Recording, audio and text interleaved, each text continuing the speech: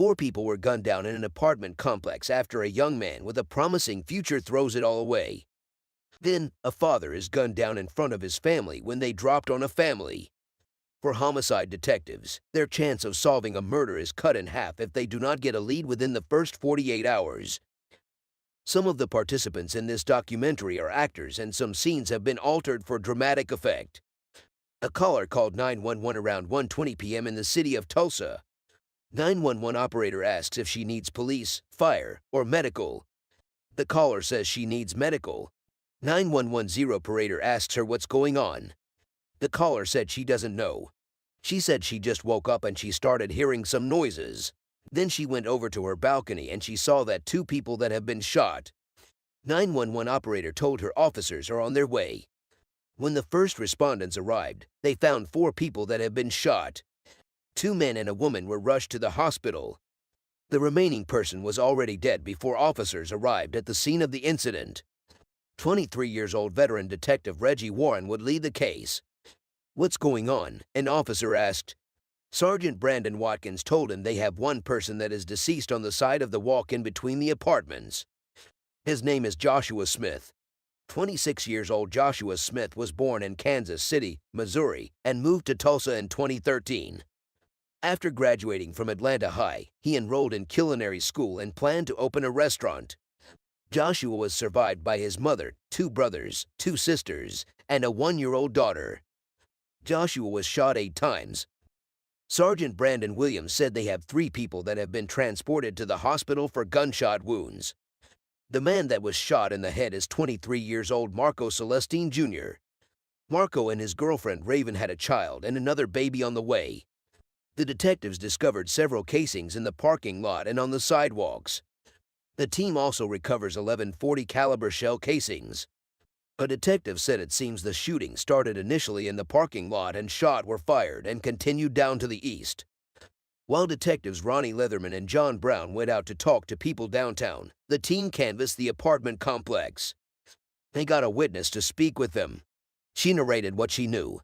Detective Reggie and other detectives were not too satisfied with what they heard from her. They wanted to hear more from her, so they told her she will be more appreciated if she could come to homicide. She obliged and followed the detectives. As soon as they got to homicide, she was taken into an investigation room.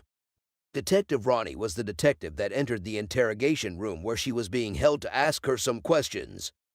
Detective Ronnie told her to tell him everything she knows. She said she was sitting in her car watching TV, and then she heard gunshots out of nowhere. She said the gunshots were consecutive and just kept going off. She said she hit the ground.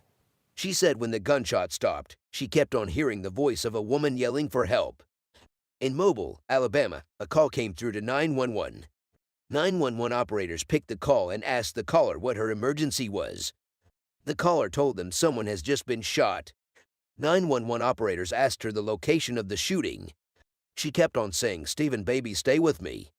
The caller finally gave 911 operators her location. She said she was at Azalea and Seabreeze. 911 operators immediately transferred her over to medical. She kept saying, "I love you, Stephen, baby," while her call was transferred to the medical. A few minutes later, police and DMs responded and found a man lying on the street dead. Detective Glenn Barton asked officers if they already have the name of the victim. An officer told him that they have the victim's name and he is Stephen Fields, Jr.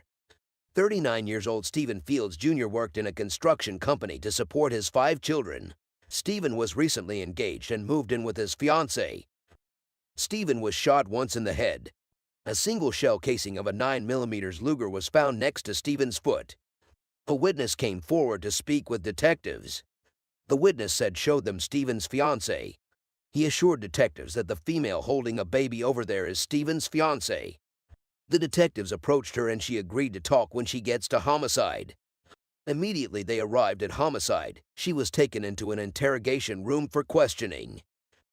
Detective Ronnie and another detective entered the interrogation room where she was being held to ask her some questions. Detective Ronnie told her he wants to know what happened. He urged her to tell him everything she knew. She said Donna called her in the morning because Donna wanted her to come to her house. She waited on Stephen to get off work because the next day was his birthday. She said she took Stephen out for dinner to celebrate his birthday. Detective Ronnie asked her if Stephen knew Donna. She said Stephen and Donna were neighbors. She said Donna moved into the house where Stephen was living with her son and his girlfriend about a month ago. She said Donna told her she just needed to talk to her for a second.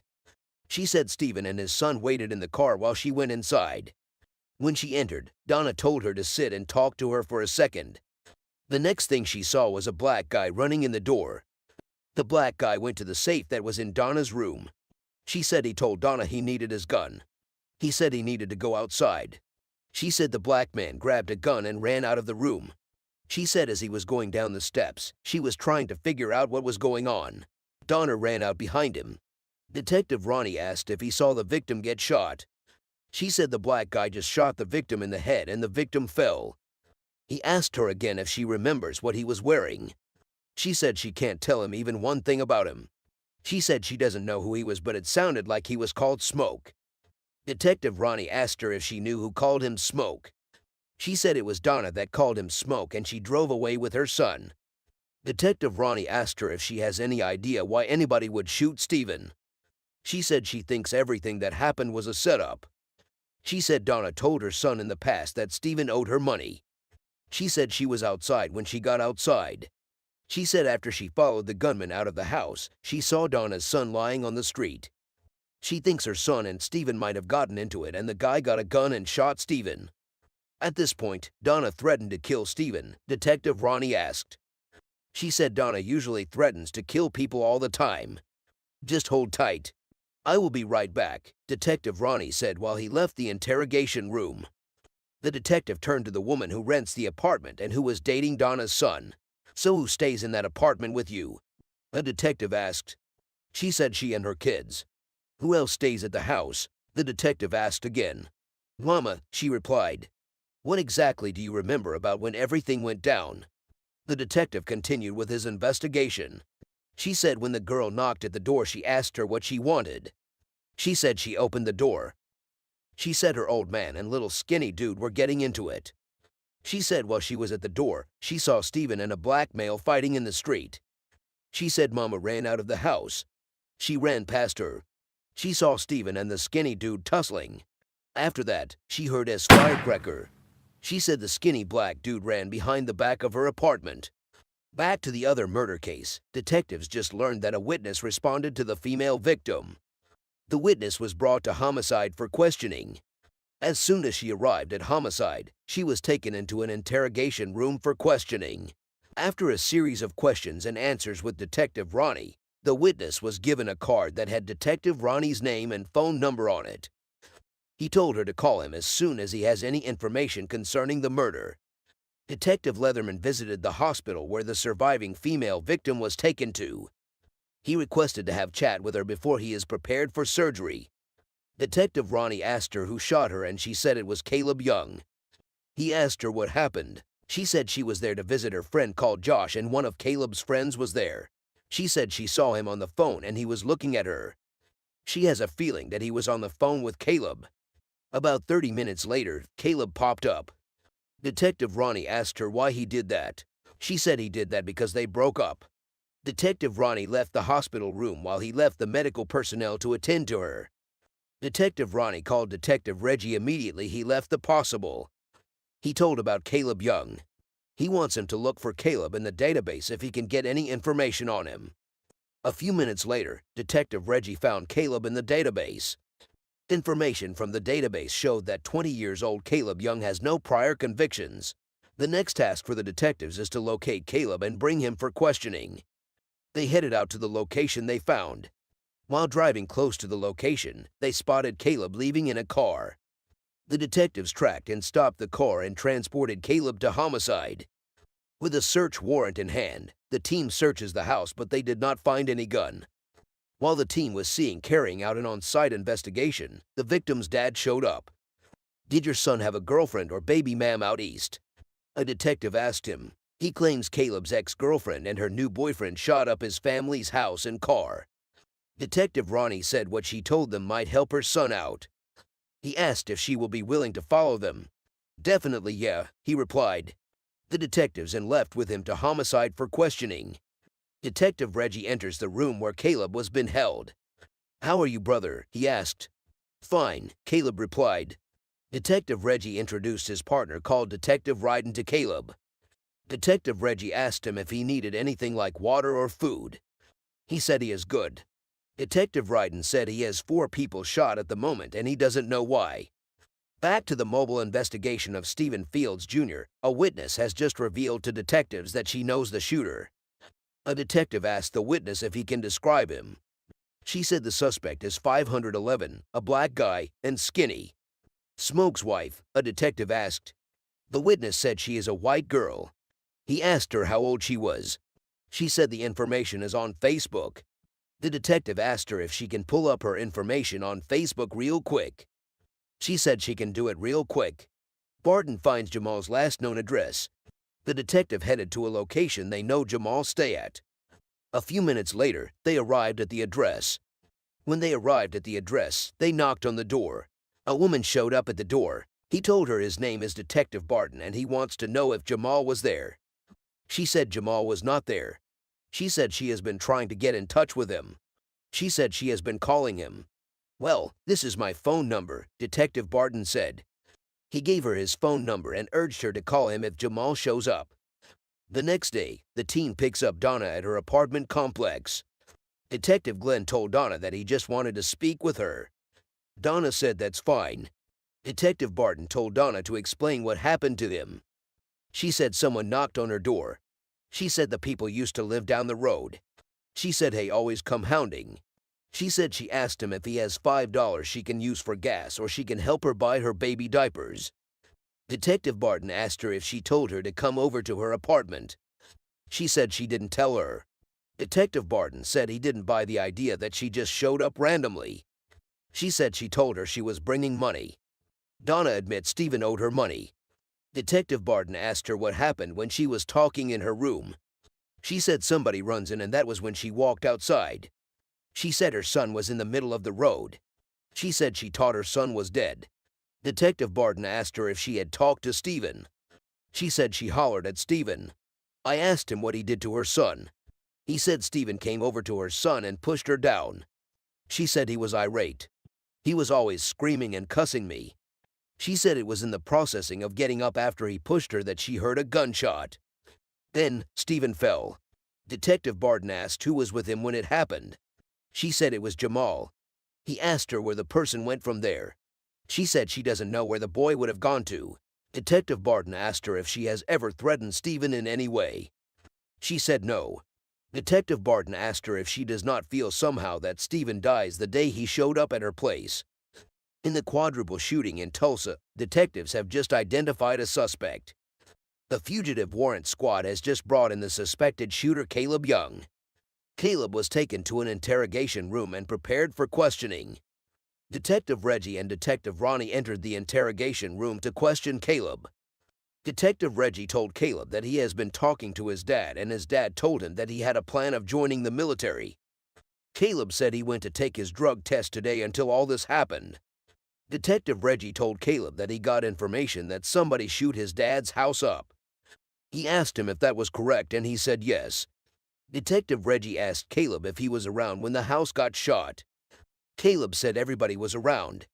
He said his sisters, his mom, his stepmom, and his father were all around. Detective Reggie asked him if he knows why anybody would have shot up that house. He said it was because he broke up with his girlfriend.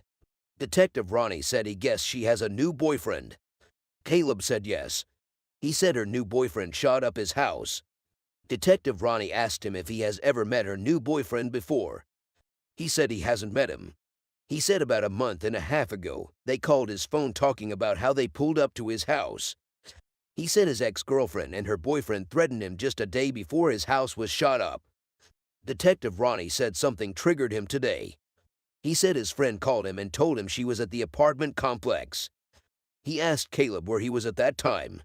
He said he was up north. Detective Ronnie asked Caleb if he drives to the apartment complex. He said when he arrived at the complex, what was in his mind. Caleb remained hesitant and didn't want to talk for a few minutes. But after the detectives mounted much pressure on him, he finally agreed that he shot him. Detective Ronnie asked Caleb where everybody was standing then. He said they were all standing by the stairs. Caleb said he spotted his ex-girlfriend and her new boyfriend and he started shooting. Detective Ronnie asked him how far away he was when the shooting started. He said he was close. Detective Ronnie asked him if he had already determined that he was going to shoot anyone he sees with his ex-girlfriend. He replied in the affirmative. Detective Ronnie told him that he said he has never seen him before. Caleb said it didn't matter to him at that time. Detective Ronnie asked Caleb if he ever thought it was a good idea that if people shot at his house, he should call the police. Caleb said he already called the police and made a complaint. He said there was nothing the police were going to do if they came back and shoot up his house. Detective Ronnie asked him if he realized that some of the people he shot are those leaving in the complex who had no idea about whatever happened between him and his ex-girlfriend and her boyfriend. Caleb said he understood that completely. Caleb said people that know him know that he gets mad if someone messes with him. He said he just got to a point where he was never going to stop. Back to the mobile murder of Stephen Fields Jr., detectives need to know if a woman named Donna ever threatened him. Donna said there was no way she could take someone's life. The detective said he was not saying she took someone's life. She quickly interjected and kept saying no, no, no. The detective told Donna to stay put and he left the interrogation room. 4 hours later, detectives got a call from a tipster who gave them the location of Jamal. They tracked him down and brought him back to homicide. As soon as they arrived at homicide, Jamal was taken into an interrogation room for questioning. Detective Ronnie and Detective Jeremy were the detectives that will interrogate Jamal. Detective Ronnie asked Jamal if he needed anything before the interrogation will commence. He said he is okay and doesn't need anything. Detective Ronnie said he doesn't want to waste Jamal's time. He said he wants Jamal to tell him about what happened yesterday. He urged Jamal to tell him everything that he knows without concealing any information. Jamal said he was fixing his radiator in front of his apartment when Donna's son returned home. He said Donna's son went in and came back outside. He said Donna's son noticed an unfamiliar car that was parked in a parking spot that was reserved only for residents. He said when Donna's son asks the guy who he was, the guy asked Donna's son if he was the dude that his mother owed money. He kept repeating to Donna's son how his mother owed him money. He said after some minutes, the guy came out of his car and he said he was going to beat Donna's son's ass. Jamal said Stephen became estranged when he was confronted about his debt to Donna and hit her son. He said the next thing he heard was a bomb sound. He said when he looked back, he saw how Stephen's head hit the ground. It bounced back and hit the ground again. Detective Ronnie followed that question with another question. He told Jamal that he wants to know what else he did. Jamal said, like what in amazement. He asked Jamal where he got the gun that he used to shoot the deceased. Jamal said he got it at the safe. Detective Ronnie asked him if Mama had already left the room. He said they were already downstairs. He said he was the last person in the house. Detective Ronnie asked him what he saw when he got out of the house. He said he walked down the steps. He saw how he and Mama wanted to fight. He said he put Mama on the ground and he was already swinging on Mama. Detective Ronnie asked him what he did when he saw him swinging Mama. Jamal said he shot him.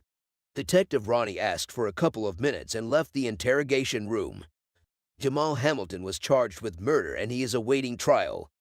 No one else has been charged in connection with the murder of Stephen Fields Jr. Fields Jr. 8:08 p.m. in Tulsa, Oklahoma. A caller called 911. 911 operator. Do you need police, fire, or medical? Caller. Police. The caller said he is at the corner of 54th Street and Johnstown. He said he just heard a gunshot after an argument, and the argument stopped after the argument. 911 operator. How many gunshots did you hear? Caller. Just one. The 911 operator said he will inform the police. A few minutes later, another caller called 911. 911 operator. This is EMSA. What is your emergency? Caller. I was just walking up the street and I look up in the driveway and I saw a guy sitting in a chair with a gunshot wound to his head. 911 operator. Is there more than one wound? The caller said he just saw one that is coming out of the man's head. 911 operator. Okay. Caller. God. 911 operator. Is he still breathing? Caller. Yes. He is still breathing. 911 operator. Just keep talking to him. Tell him you've got help on the way." Detectives made their way to the crime scene. They found a man lying wounded with gunshot wounds. "Is he bleeding via a gunshot wound?" a detective asked. "Yes," another detective answered. Detectives said the victim is in grave condition. He should be taken to St. John's Hospital. For homicide detectives, their chance of solving a murder is cut in half if they do not get a lead within the first 48 hours. Detectives are heading to North Tulsa. There was a black male that was shot at the front of his residence. Health officials have been working on him, and detectives just got a word that unfortunately, he died at the hospital. Victim seated in his chair, a detective asked. "Yeah," someone replied. He said apparently when they were out there, he had a hospital bracelet worn with the name Sydney on it. "The victim did," a detective asked again. "The victim did," he replied. 55-year-old Sydney Ray was born and raised in Tulsa. After earning a bachelor's in communications, he served in the Army for a year and a half before being honorably discharged. When he returned home, he attended truck driving school and worked as a landscaper. He was survived by his mother and 3 children. A detective said he believed that Sydney was shot. He said he was shot once. He said the bullet didn't pass all the way through but stayed in his head. Sydney was shot once on the right side of his head. A detective at the crime scene said he is not seeing any blood spatter on the wall or anything. He said what this tells him is that Sydney was probably leaning forward when he was shot. In the course of searching the crime scene, a detective saw a 9mm casing and 2 different types of cigarettes. "So, who else lives in this house?" a detective asked. No one answered the door, another detective replied. A female detective at the crime scene said she has talked to the person that owns the house. She said the owner of the house told her that Sydney and 2 other people lived in the house. She said she gave her the name of the 2 other people. "Perfect," a detective answered. Patrol learned that Sydney's housemates have been out of town for 4 days. What this shows is that Sydney was at home alone when he was shot. Only the neighbor who called 911 would be able to provide some information that can give detectives a lead. Detectives have a witness. She said she hears Sydney arguing with someone moments before the shooting, but she didn't hear what they were saying. She said she heard the suspect talking to someone. "Like shoot him?" a detective asked. "Yeah, just like that." She said after that, she heard a gunshot and everything just went quiet. She said she looks out her window and she saw 2 black males. She said one black male and the other she can tell who he is.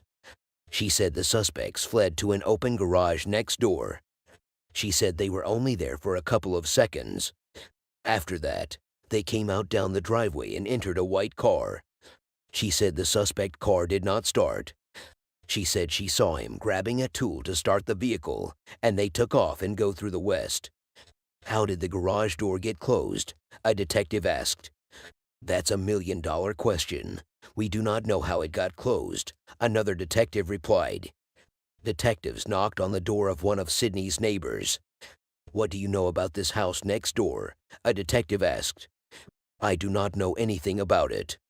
I just know the neighbor. He is always outside fixing on his car," he replied. "What does he normally drive?" the detective asked again. "He drives a blue Mustang," he replied. "Have you seen any white cars there before?" the detective asked again. "No," he replied. "Do you know the name of the guy that lives next to you?" the detective asked again. "No, I don't," he replied. He said it's a young couple that lives there.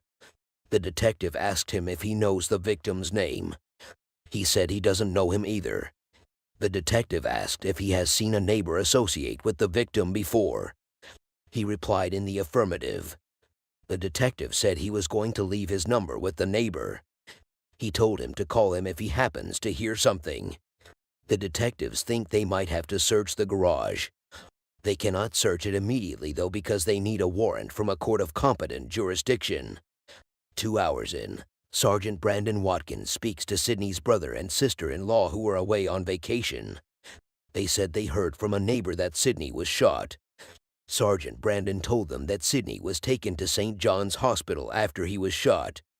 But unfortunately, Sidney died. Sergeant Brandon asked them if they knew anybody that Sidney was having any kind of trouble with recently. They said they do not know anyone Sidney was having any kind of trouble with. Sergeant Brandon ended the call after thanking them for speaking to him. Sergeant Brandon told other officers that Sidney's brother and sister-in-law told him that Sidney was shot in his chair at that residence on the 15th of May last year. He said they made him know that it was two young guys that shot him then. They said he was shot in the back and stomach then. Another detective said their story has explained why Sidney had bracelets on his wrist. He said Sidney's brother said he couldn't let him stay in his house because he was throwing trash in the neighbors' yards, and he was aggressive with everybody. He said there was a lady who said yesterday, or the day before yesterday, the guy that was sitting in the chair out there started screaming at her. The guy told her to get out of his sight. While the team waited for a search warrant to search the victim's house and garage, a detective said someone just showed up at the house. He said they might be able to get a waiver. "Do you live here?" a detective asked him. "Yes, sir, I do," he replied. "Do you mind signing a waiver for us to search your garage?" a detective asked. "Yeah," he replied. As officers searched the garage, they began to see different ammunitions. They found 5 guns including a 9mm Luger and a cock gun. The detectives believe they may have found the weapon used for the murder. The owner of the house swore that he does not know these ammunitions exist in his garage. A detective said he will send the ammunitions to ballistic for investigation. The detective asked him if his garage door was up. He said no. He said his garage door was not open. The detective asked again if there is any way they can get into his garage door. He said the back door doesn't lock. The detective told him that he has talked to a couple of his neighbors, and they said he has associated with the people next door. He said he is a mechanic, so he always works on their cars. The detective asked him about the guy that drives a white car and sits at the front that needed to jump-start before he left there tonight.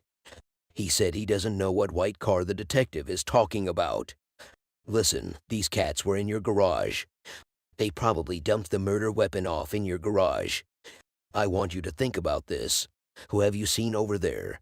And what kind of activity have you seen over there?" the detective asked him. He said honestly, he did not see any activity over there. He said he doesn't associate with anybody.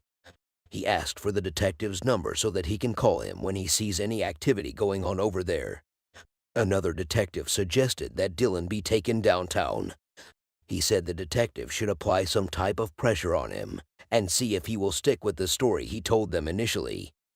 The detective said what the guy said made no sense to him because if it was one gun they found stashed in his yard or under a trash can, it would have been understandable. But the numerous guns found in his yard suggest he still has a lot to say. The detective who had a chat with Dylan said his interaction with him suggests to him that he was believable.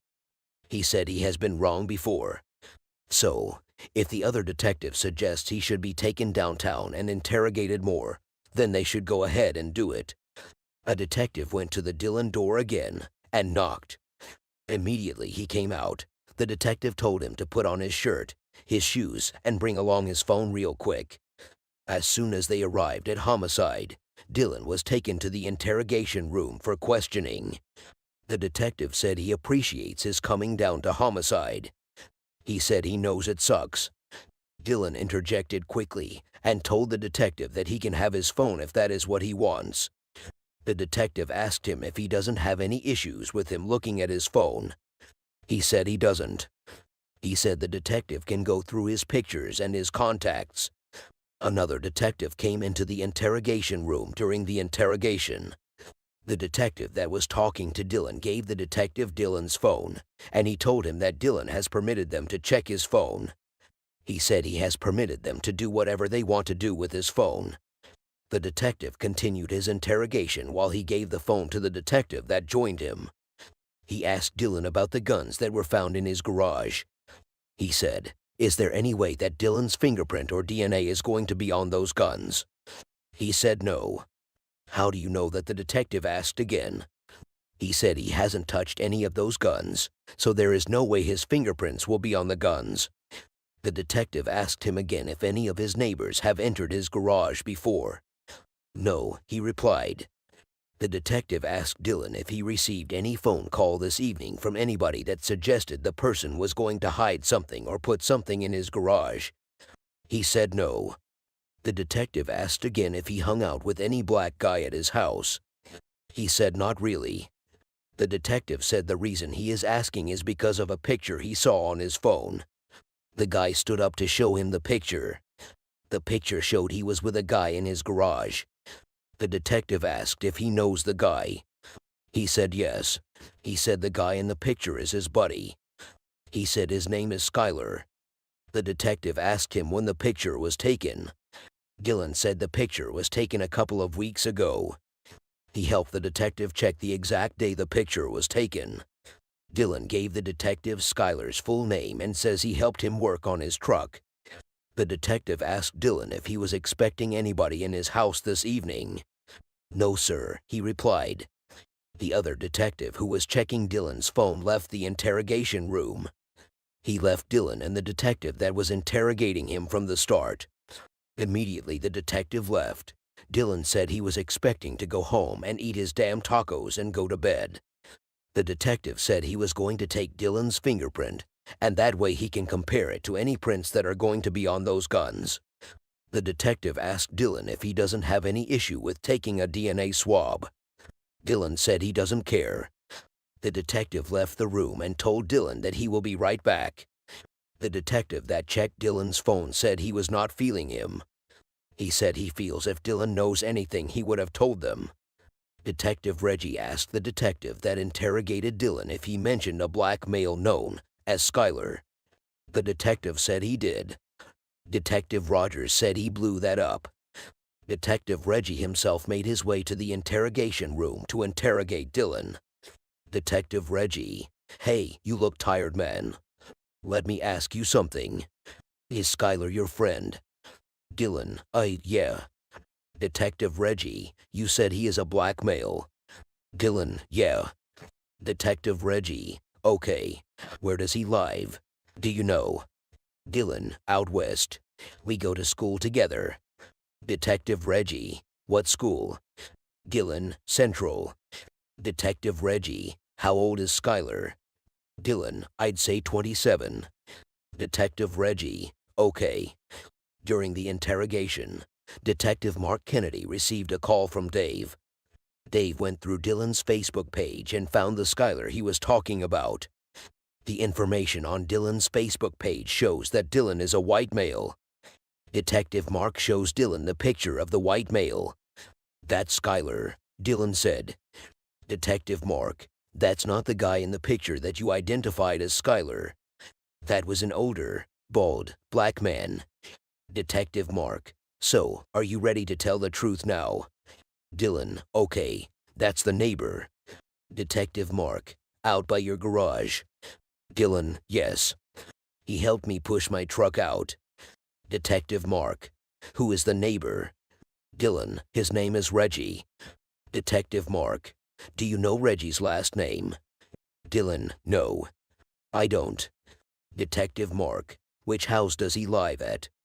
Dylan, I've seen him next door, next to me to the left. Detective Mark, like the one that the murder happened. Dylan, yes. Detective Mark, does he live over there? Dylan, I don't know who lives there. Detective Mark, okay, but Reggie frequents that house next door. Dylan, yes, sir. Detective Mark, why didn't you tell us that? Dylan, because he is in the picture and I didn't want you guys to think that I was hiding anything. Detective Mark, but you are. Detective Reggie, we know you are scared to death right now.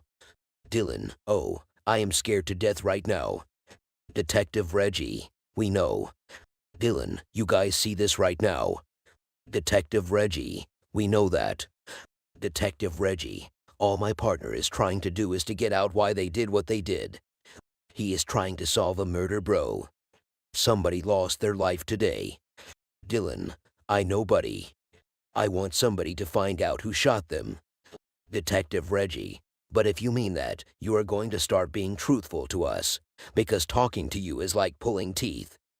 Detective Mark, you are making it worse for yourself. Leave the fear out of this. Stop the fear. Dylan, okay. So, I was not at work today. I was inside for about 95% of the day. I decided to go outside and roll a blunt. I opened my garage door. I heard, boom. It was a bang. I stopped rolling the blunt. Reggie came over and threw the guns. He threw the gun underneath the toolbox. I saw Reggie and a black guy.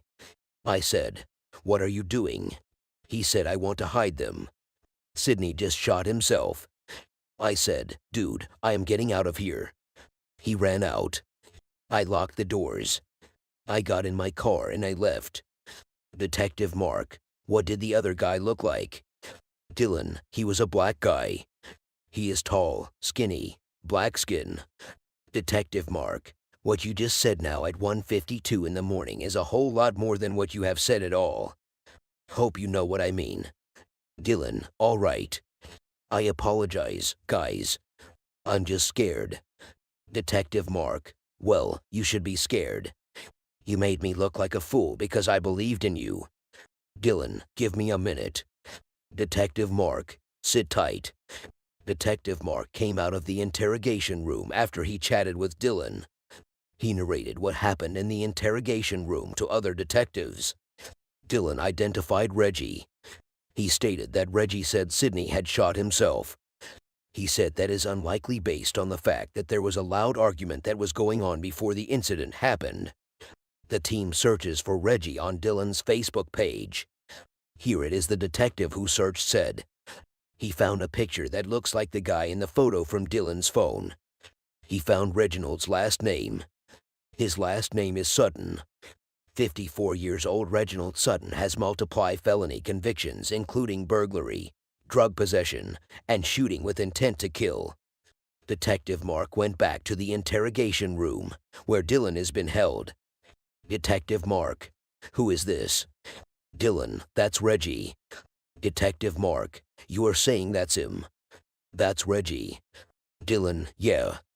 Detective Mark, are you sure? Dylan, yeah. Detective Mark left the interrogation room and returned to his team members. He said Dylan identified the guy in the picture as Reggie. He said that means they have a lead. Yeah, that means we have to find him. And that car is still running around somewhere. Another detective said. Then, the team gets body cam footage from first responders to the shooting. While the team was watching the video, they saw an officer walking down from the crime scene. They also saw a white Monte Carlo that has broken down in the video. The car broke down while trying to leave the house. A detective said that car is probably the suspect's vehicle. The video showed where the officer was asking a young man if the car belongs to him. The young man said the car is his cousin's car. The young man said he was going to get gas. The officer asked how long has the car broken down. The young man said it broke down 30 minutes ago. The officer asked if he heard or seen something around where his car broke down. The young man said he did not see or hear anything. The officer told him someone has been shot around the place that his car broke down. The detectives who watched the video are convinced that the guy in the video does not look like Reginald. They said probably the young man is the second guy they are looking for. The detectives are convinced that the car in the video is the car they are looking for. Detectives said all officers should be on the lookout for the white car. 17 hours in, Detective White gets the autopsy report. White said the autopsy reveals that it was as if someone was coming from the back and putting it up against his head and pulling the trigger. He said he was going to take what he has to the district attorney's office, and he will see if they can get a warrant for the arrest of Reggie. Detective Watkins gets a call from Sidney's family. She said they are sure that Reggie has something to do with the death of the victim. They said that Reggie is part of their family. Reggie and Sidney are first cousins. He said the family is saying that Reggie is hiding somewhere in the out east. After some minutes, Detective White got a phone call from the district attorney's office. He said they have been able to secure an arrest warrant for Reggie. With an arrest warrant in hand, the team hits out the east of Tulsa searching for Reggie Sutton and the white Monte Carlo. The team hits all the streets in the east, but there was no luck. After hours of searching, Reggie turns himself in. Reggie was taken into the interrogation room for questioning. Detective White, I know you are going through a lot right now. Reggie interjected. Well, Mr. White, the first thing I had to do was to turn myself in and do the right thing. Detective White, that is a good decision. I appreciate that because that shows me a lot. Detective White, tell me about what happened last night. Reggie, okay, it was my cousin, Sidney Ray. I was over at the house. Sidney Ray does crack and he gets on it and starts fighting people, chucking bricks at people, cursing people. He's kind of crazy, you know. So, I said this is my first cousin. First of all, Mr. White, let me let you know, his mother and I are sisters. He started yelling and woofing, and that's how he does. So, I say, chill my cousin. You can be doing people like this. You yell at everybody that comes into this yard. After some few minutes, he pulled a 9mm out. I said, I'm your cousin, man. Are you going to do that to me? So he sat back down and sat in the brown chair he was in. So he started doing it again. That was when I walked up to him. So he took a knife and hit me on my belly. So he took the gun out. I said, are you going to do that to me like that, man? So we started dragging it. It went off. Detective White interjected. Reggie, it went off, sir. Detective White, you know I have interviewed a lot of people out there last night. Some of the people I interviewed lived in that area, and they said it was not only you that was up there. They said there was another male that you were with. I am interested in knowing who he is. Who were you with? Detective White asked again. Reggie, Terry Ratliff. Detective White, I need to find Terry because he could corroborate your story. Do you know his number? Reggie, I don't have a phone. I do not know it by heart. Detective White, is he the one? Did he leave in the car? I mean the white Monte Carlo. Reggie, yes. Detective White, where is the car right now? Reggie, it should be at his mother's house. Reggie gives the location of Terry's mother's house. Reggie, I'm letting them know about the car. A few minutes later, a detective said Detective Warren has found the car. He said when they went and knocked on the door to get permission to tow it off the property, a guy answered. The guy that answered was Terry. Terry agreed to talk and he was brought to homicide. When Terry got to homicide, he was taken into the interrogation room for questioning. Detective White and Detective Kansas Corps entered the interrogation room. Detective White, just tell me the truth, that's it. Terry, I'm fixing to tell you. Terry continued. He said Sidney was right there. He said when Sidney smokes some dope, he usually gets irritated and starts talking a little noise about people. He said Sidney got up in Reggie's face at one point in time, and Reggie also got up in his.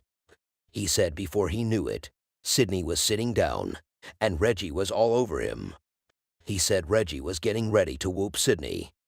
He said Sidney scratched him a little bit. He said Reggie came to him and showed him a scar on his stomach. He said that was when Reggie told him to hand the gun over to him. He said he didn't want to give Reggie the gun, but Reggie intimidated him. He said he handed the gun to Reggie. The next thing he knew was Reggie shot Sidney in the head. Detective White, okay, that's it. Terry, he murdered that dude. Detective White, that's the part I need to know exactly clear about. So how did he do it?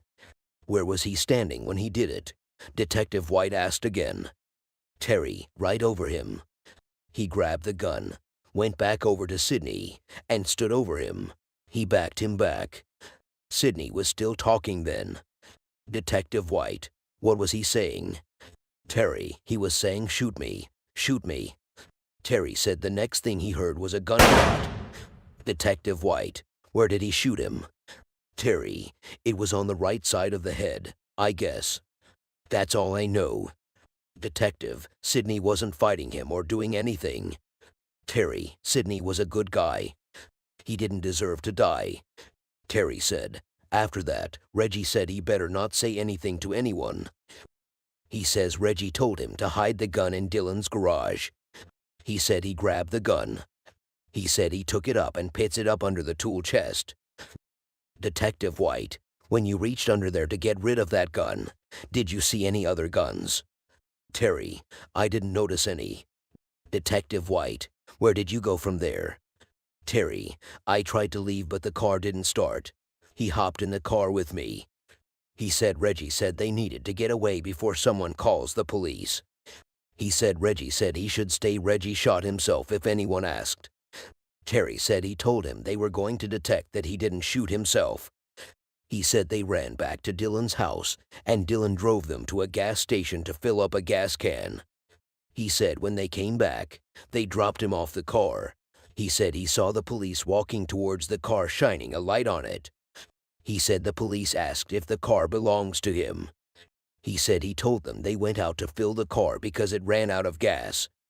He said he got the car started and he immediately went to his mother's house. He said he stayed right there till morning. Detective White, I'll be right back. You can hang here real quickly. Detective White returned to the interrogation room, where Reggie was been held. Detective White, well, the version that we got from your friend over there was a little bit different from yours. Reggie, how far was I off? Detective White, quite a bit. Detective White, here is what I think happened based on the version that he told me. I do not doubt that Sidney has got some issues. I think we can agree on that. Reggie, yeah, we can. Detective White, I've heard about how he is kind of so forth, and I think he was probably running his mouth to you and being disrespectful. Reggie interjected. He showed the scar on his stomach to Detective White. He said that was when Sidney stabbed him. Detective White, that was what pissed you off. Reggie, pissed the out of me. Detective White, then, you decided to handle it, and it went too far. Reggie, yeah. So, what will I be charged with, Mr. White? It could be no self-defense for what he did to me, could it? Detective White, no, I don't think so. I think that it raises it to another level. Reggie, I understand. Less than 24 hours after Sidney was murdered, Detective White solves his case. Reginald Sutton subsequently pleaded guilty to first-degree manslaughter and was sentenced to 25 years. Ballistics testing confirmed that a 9mm pistol in Dylan's garage was the murder weapon. None of the other guns found in the garage were determined to be involved in the murder. Dylan later admitted to helping Reggie and Terry flee the scene. Dylan and Terry were not charged in connection with the case. 9 months later, Sidney's family remembers him. 3:49 p.m. in Mobile, Alabama. Detectives make their way to the 4th Precinct near the University of South Alabama. It is one of the most prominent colleges. Campus police officers responded to an emergency at the home of a professor. The colleagues of the professor noticed that he did not show up at work. The campus PD did a welfare check on the professor. When they entered his apartment, they found bloodstains on the floor of the professor's apartment. When they walked through the hallway of the professor's apartment, they found the professor lying down dead. His colleagues found it surprising while someone will decide to kill the professor. They immediately put a call through to the police emergency unit to report what they just saw. As soon as they received the call, homicide's detectives swung into action to try and unravel what caused the death of the professor, and who might be responsible for the death of the professor. For homicide detectives, their chance of solving a murder is cut in half if they do not get a lead within the first 48 hours. A few minutes after the detectives received the call, they quickly made their way to the residence of the professor. When they arrived at the professor's residence, they went through his apartment in search of evidence that might help in their investigation. Detective Riley Stewart was the first detective to make an observation. He observed that the door of the victim was locked, but it was opened once, which suggested that the shooter pushed it a bit. Other detectives also made their observations known to Detective Barton. Detective Barton asked for the information of the victim from Detective Riley Stewart. Detective Riley said the name of the victim is Matthew Weiser. Detective Barton told his team members that their work is cut out because there are no witnesses to interrogate, and there are no video cameras in the house that could show them footage of what happened. He said, from the look of things, it seems the victim was the only person living in the apartment. Detective Riley Stewart took a walk around the house. He stopped at where the victim was lying down. He discovered that there was a lot of blood pooled under the victim's chest. Detective Barton also noticed a big-sized hole in the door to the left of the apartment. He said it signifies that the victim was just standing on a threshold. He said if the victim was shot in the hallway and the bullet went through the door, it would have made sense to him. Detective Nettles, the deceased, could have heard some noise that could have prompted him to leave his bedroom to the hallway to check where the noise was coming from. He said he might have been shot during the process. He said from the look of things, the victim had no time to react. Detective Barton said some officers would stay and watch over the house while others will regroup at the headquarters the next day. While detectives were at the headquarters the next morning, Detective Julius Nettles received a call from a possible witness. A witness is a student in the school where the professor lectures. The witness claimed that he overheard a possible suspect narrating to someone on the phone how he shot the professor. Detective John Nettles thanked the witness. He told the witness that he would like to meet him so that he can explain what he just told him on the phone better. He obliged to meet with the detectives. He gave the detectives the address of where they can find him. A few minutes later, detectives showed up at the house of the possible witness. Detective Barton asked the witness to explain what he told Detective Nettles on the phone some minutes ago. The witness said he saw a guy walking on the sidewalk. He said the guy is a white gentleman.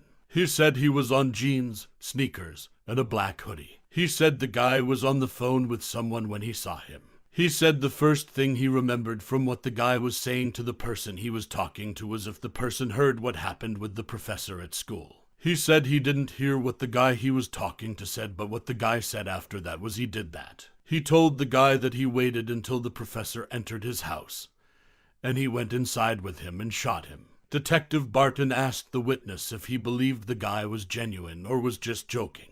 He said he doesn't know if the guy was joking or not, but he doesn't want to take any chance. Detective John Nettles asked the witness how far he thought the guy was when he overheard his phone conversation. He said the guy was approaching from 100 feet away when he overheard his conversation. Detective Julius Nettles asked him where he thinks the possible suspect could have been walking from. He said the only building that is over the area is the Humanities Building.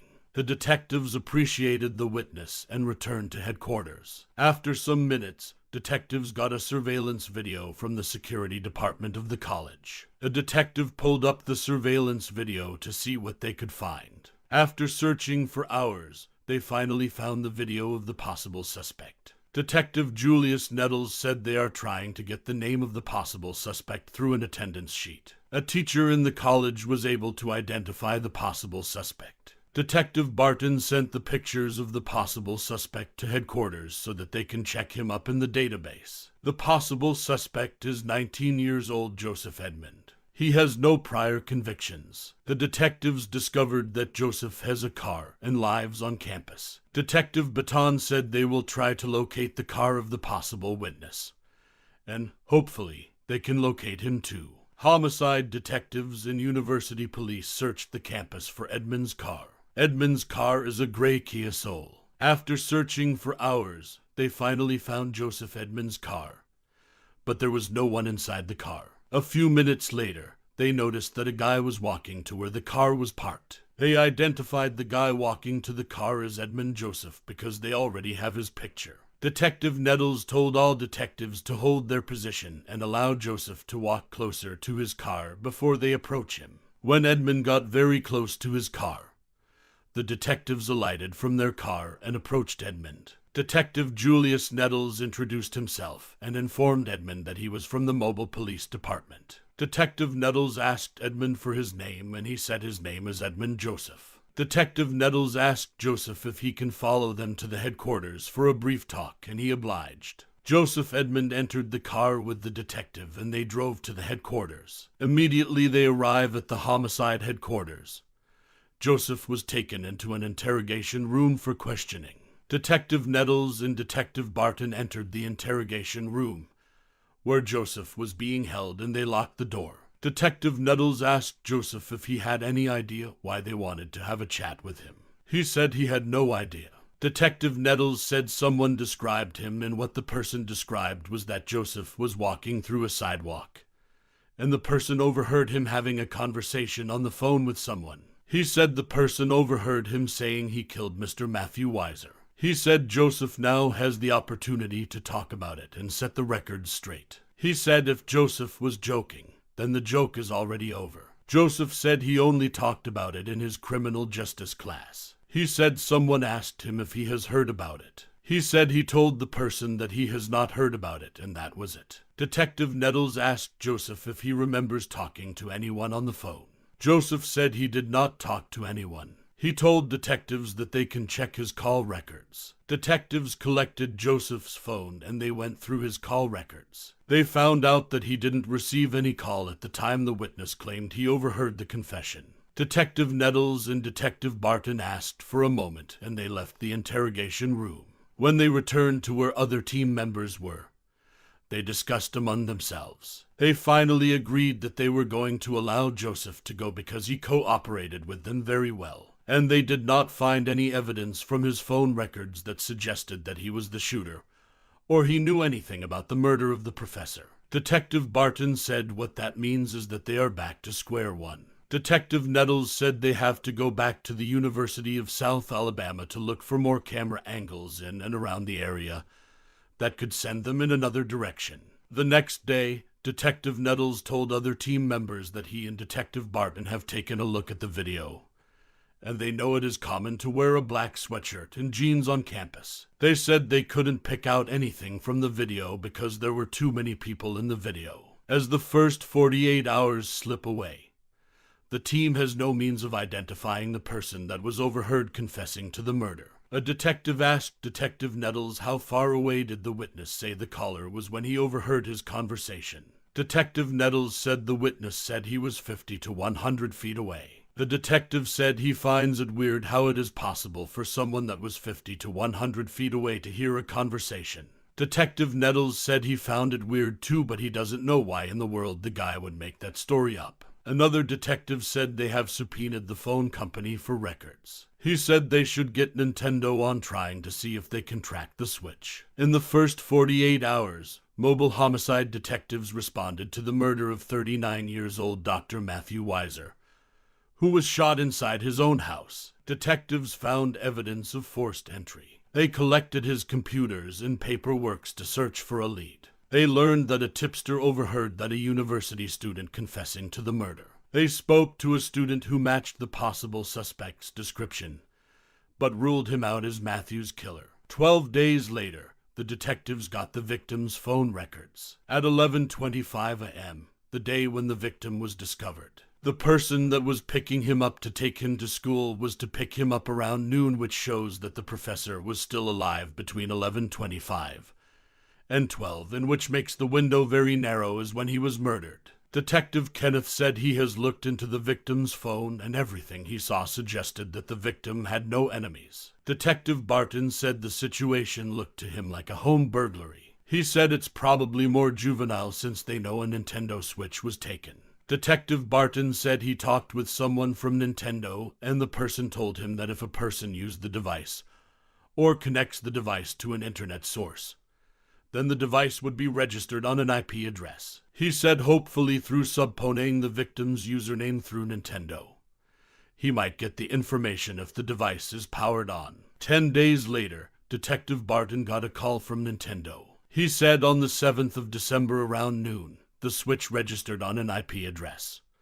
which was a week after the victim was murdered. He said the device came up for just 10 minutes between 14 and 14:10 around St. Louis. He said they would get a search warrant before going there, and he hopes they find someone there when they get there. The detectives got to the location, but they didn't find the suspect. A few hours later, detectives received a call on the possible whereabouts of the suspect. Detectives immediately left the headquarters in search of the possible suspect. When the team arrived at the apartment, they noticed that there was movement in the apartment. Detective Barton cited Tiquez and Curtis Warmack Jr. He told them to come out with their hands on their heads. He repeated it when he noticed that they were not moving close to the front door. They finally came out and they were taken to homicide headquarters for questioning. When homicide detectives arrived at the headquarters, Tiquez and Warmack were taken into separate investigation rooms. Detective Julius Nettles and Detective Barton chose to talk to Curtis first. They entered the interrogation room where Curtis was being held and they locked the door. They told Curtis that Tiquez has gotten himself in a situation. Curtis asked the detectives what kind of situation did Tiquez got into. They told him that they are investigating a homicide and they know that Tiquez is connected to the homicide. Curtis said he doesn't know anything. He said if his little brother did something, he would have told him about it. Detective Nettles told Curtis that they have a lot of information that showed that his brother is involved in the homicide. Curtis said they got the wrong person. He said there is nothing he or his brother would get involved in. After that, he said he was done talking. Detective Barton and Detective Nettles left the interrogation room and moved to the next interrogation room where Tiquez was been detained. When they entered the room, they asked Tiquez if he has any idea why they wanted to talk to him. He said heard that he was supposed to tell them about a Nintendo Switch. They asked him why he didn't want to tell them about the Nintendo Switch. Tiquez said he bought the game and sold it because he wanted to make extra money. They asked him where he got the game. He said he got the game at the Circle K on an overlook in the university. He said a dude walked up to him and told him that he has a game he wants to sell. He said he gave the dude $75 for the game.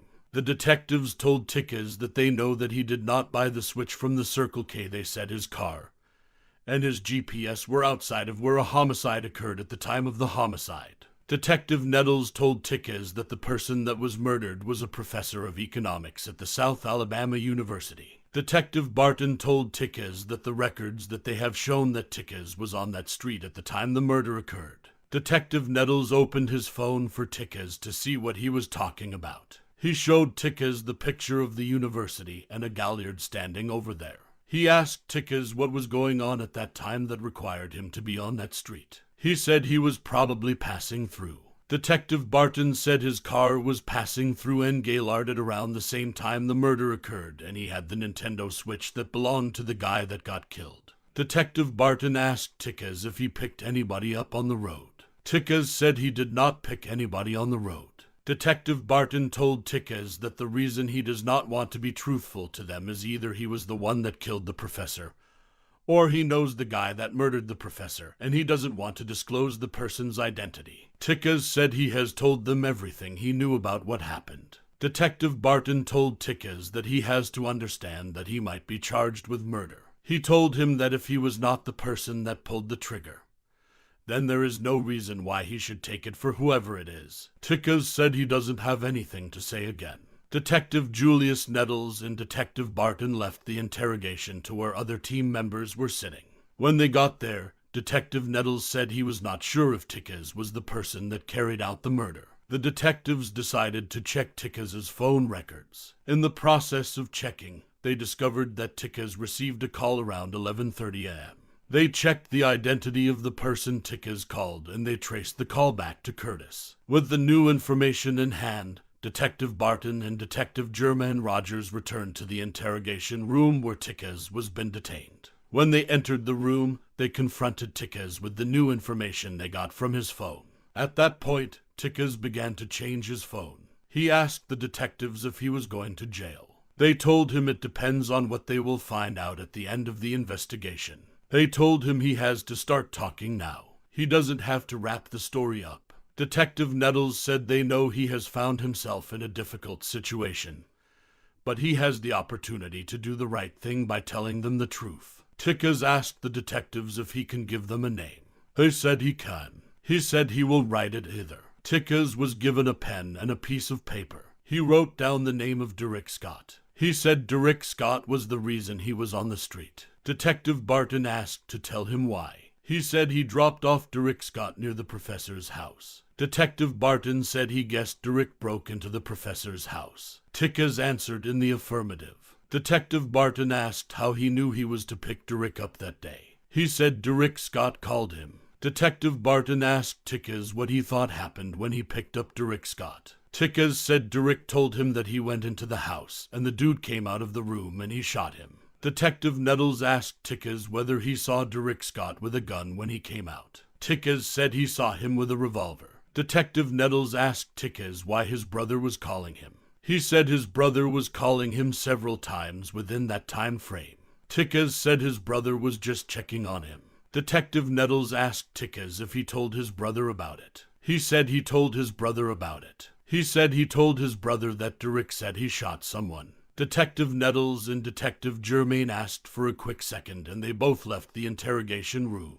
The detective, having interrogated both Curtis and Tickers, believed they have all the information they needed to charge both of them for the murder of Professor Matthew Weiser. They put a call through to the district DOA to ascertain if their evidence were strong enough to charge them with the murder of Professor Matthew Weiser. The district DOA said the evidence they have is enough to charge them to court. She said they should be charged with felony murder. On the advice of the district DOA, Tickers Timmons, Derek Scott, and Curtis Womack Jr. were charged with the murder of Professor Matthew Wise. OUTRO. Tickers Timmons was charged with felony murder, and he is awaiting trial. Derek Scott was charged with felony murder, and he is awaiting trial. Curtis Womack Jr.'s phone records put him at the scene during the homicide. A crowbar from Curtis Womack Jr.'s car was found to have paint chips that matched the victim's back door. Curtis Womack Jr. was also charged with felony murder, and he is awaiting trial. 1 year later, Matthew's father and brother remember him. His father said his absolute favorite sport was LSU football. He said LSU won the championship this year, and he knew he would have enjoyed that if he was alive. He said he texted Matthew the night of the victory even though Matthew had been gone for a few months then. He said he and Matthew's brother were still going to be guessing to some extent why somebody would kill Matthew. He said it seems so senseless to him. Matthew's brother said the individuals who did it and the actions they took resulted in the death of someone who hasn't done anything to deserve it. He said it's quite likely that the person that did that to Matthew will do it to other people as well. Matthew's father said he feels the same way too, but he is happy that those that killed his son are off the streets.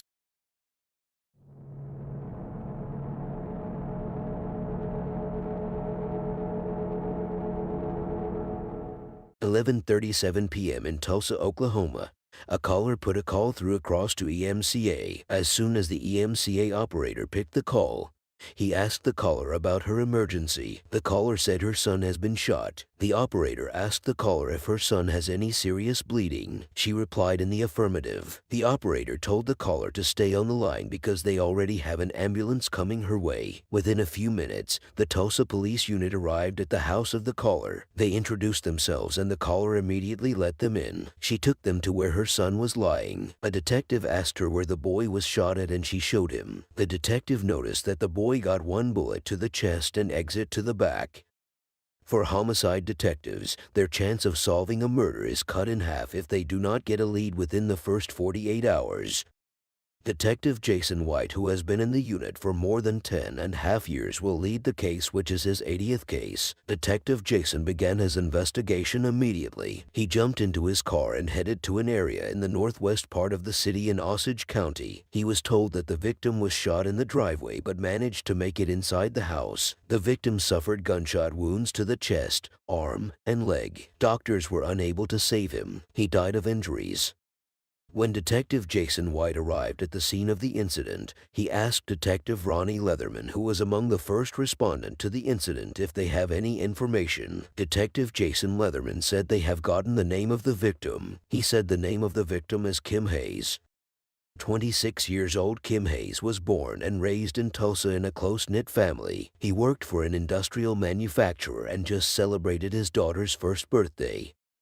Detective Ronnie Leatherman told Detective Jason White that they have gotten a search waiver signed by the mom. Detective Jason White asked him if the mom stays there. Detective Ronnie said the house belongs to the mom. He said the mom and the victim's girlfriend live there. The detective said they saw blood trails everywhere. They found a blood trail on the side of the car and down the garage. Detective Jason asked him where the victim was found. He said the victim was found in the house.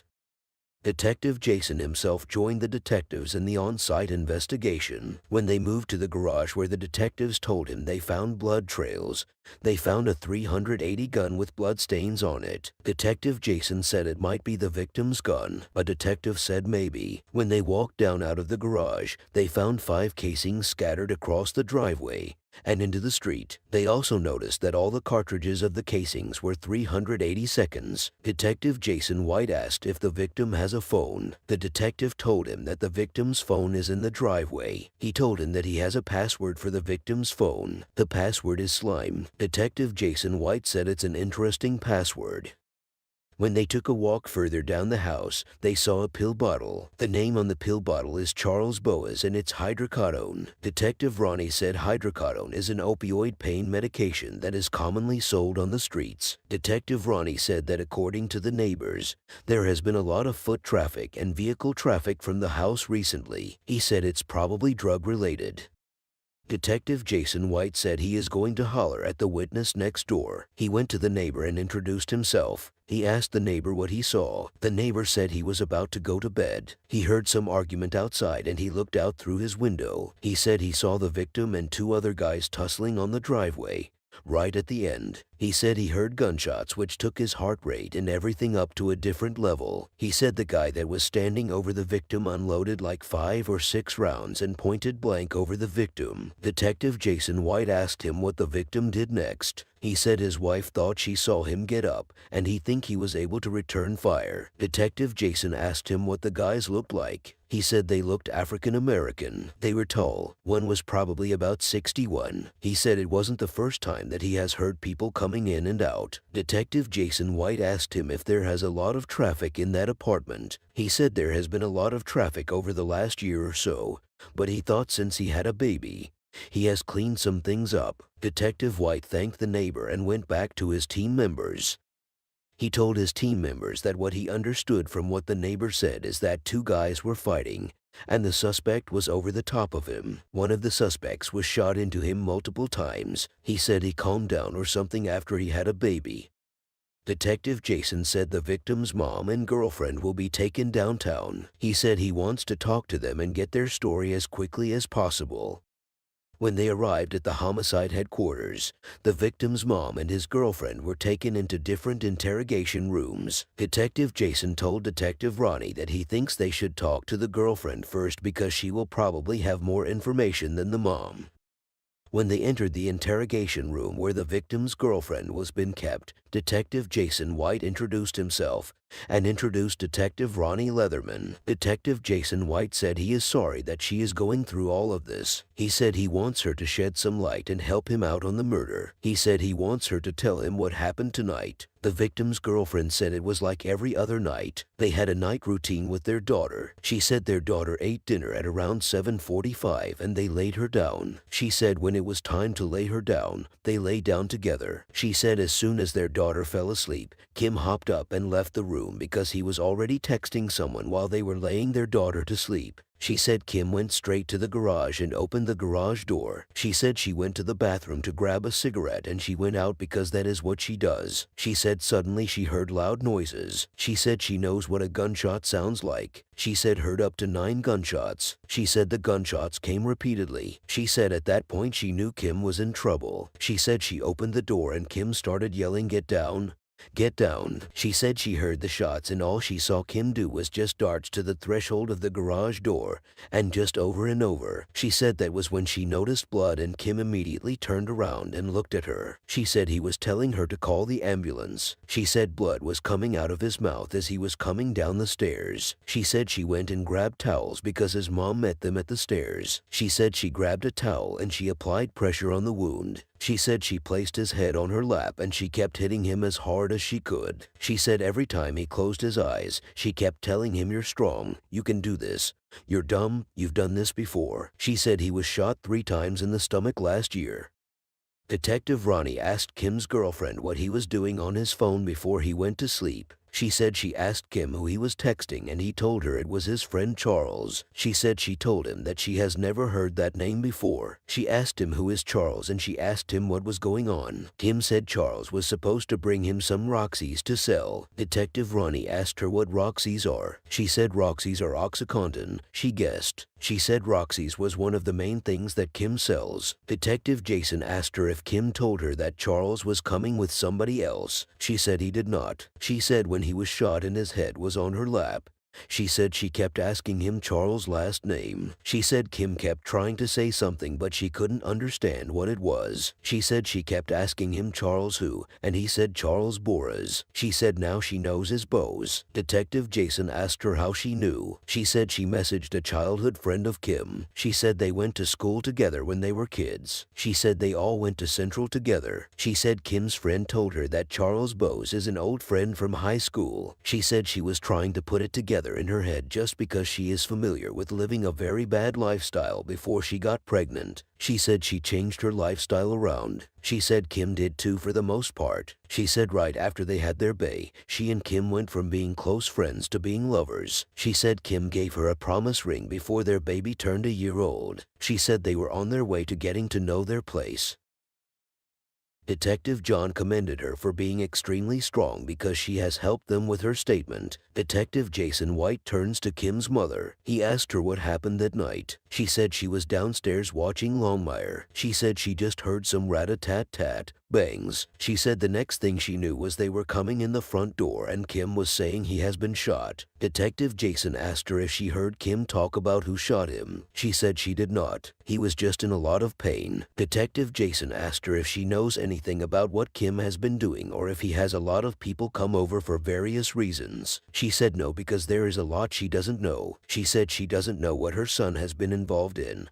But he promised her that he was not involved in anything. She said she is not saying he is innocent or not, but Kim was doing fine because he was working every day. Detective Jason asked her about her relationship with Kim's girlfriend. She said they are good. She said she was homeless when she picked her and brought her to her house. Detective Jason said she has to be strong for both Kim's girlfriend and her granddaughter. He said she will be living in her house temporarily. She said no problem. She said her focus is KH low. She wants to know when she can see him. Detective Jason said she cannot see him in the medical examiner's office. She can only see him in a funeral home. He said he cannot imagine what she is feeling right now, but his goal is for justice to be served. He said she should not hesitate if anything comes up. Using Kim's password, Sergeant Nathan Schilling scanned through his text messages leading up to the murder. He said the text message showed that Kim was bringing a pill bill. He had concerned about whether they were real or not. Kim said he has a baby now, so he isn't playing any game. He said he is a number guy and as long as the numbers stay straight, they are going to eat. The person that was coming to meet him replied to Kim that what did he mean because he is confused. The person said they are real and there is no press. Kim told him he wants to know when he is pulling up so that he can raise the garage door. Detective Jason asked Sergeant Nathan that what time did the text come in. Sergeant Nathan said it was around 10:51 p.m. He pulled up at 10:52, 10:53 bet. He said that was his last going. Detective Jason said that's the guy. Sergeant Nathan said the number the victim was having a back and forth with who was going to deliver pills checks to Charles Bose. Detective Ronnie pulled up a picture of Charles when he was arrested last year. 27 years old Charles Bose is a local rap artist and has no prior felony murder convictions. Detective Jason said they know that Charles Bose was there. His pill bottle was on the street. He said they have to build a case up. He said he wants to be able to arrest the cat. He said there was another guy that was him too. Detective Ronnie said they may have to watch a body cam. Detective Jason hopes body cam footages from first responders will turn up a lead. He said if the video shows the victim mentioning that name, he thinks they are good from that. Detective Ronnie finally got the officer's body camera video uploaded. He said they are going to watch it and see if the victim gives any more details about what happened.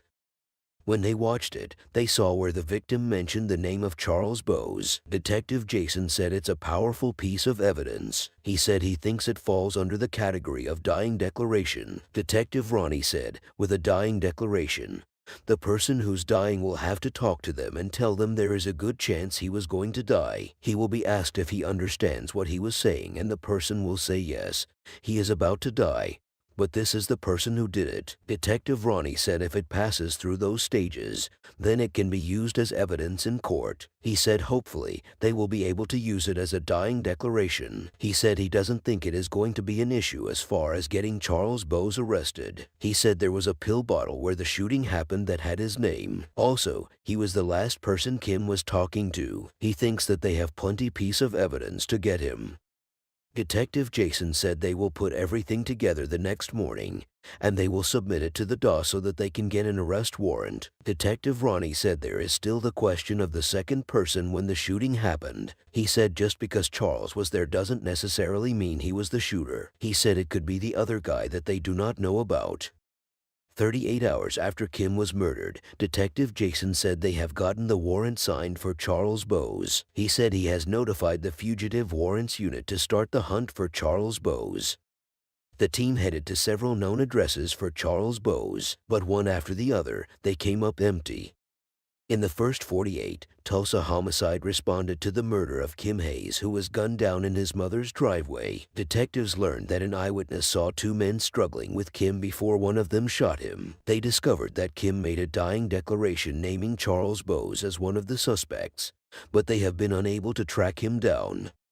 18 hours into the search for Charles Bowes, Detective Jason said the fugitive warrant guys said they have been setting up surveillance on the potential house where Charles Bowes may have been staying. They have set up surveillance in that location and apparently, they have followed him to another location. He said they have him spotted. He is presently sitting in a car. He said they are maintaining surveillance at the moment. The fugitive warrant finally arrested Charles.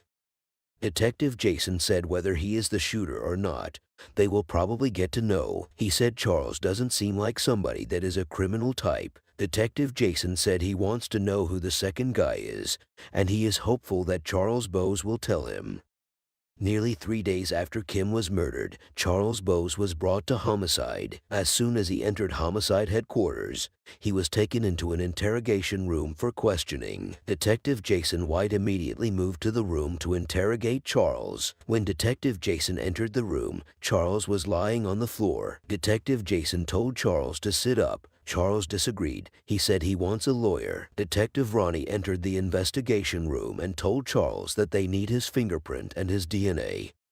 Detective Jason told his team members that Charles said he wouldn't speak to them. Detective Ronnie said the witness who lived next door saw some sort of a physical altercation. He said if you look at Charles' hand, it was taped up. Detective Jason commended Detective Ronnie for good observation, and he told him he was going to photograph that. Detective Jason said Charles will have to be transported to Osage County. When the detectives that were going to transport Charles entered the interrogation room, they saw him doing something. The detectives asked Charles what he was doing. Charles said he was spelling something out.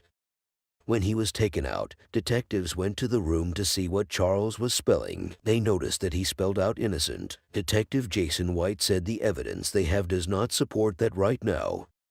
With no leads on the second suspect, detectives headed back to Kim's neighborhood with the hope that they will get someone in Kim's neighborhood that might have the surveillance video from the night that he was murdered. They looked at all the videos of the people in Kim's neighborhood, but they didn't get anything. 2 months go by without any leads, and then detectives got some welcome news. Detective Jason told his team members that they will go to Pawhuska to visit Charles Bowes. He said Charles' attorney reached out and indicated to them that Charles was willing to tell them the story. Detective Jason said he thinks Charles has seen that the case against him is incredibly strong, and he doesn't have much of a choice than to try to have a little self-preservation. Detective White and Detective Ronnie Leatherman headed to Pawhuska in Osage County where Charles Bowes has been held. When Detective Jason met Charles, he introduced himself.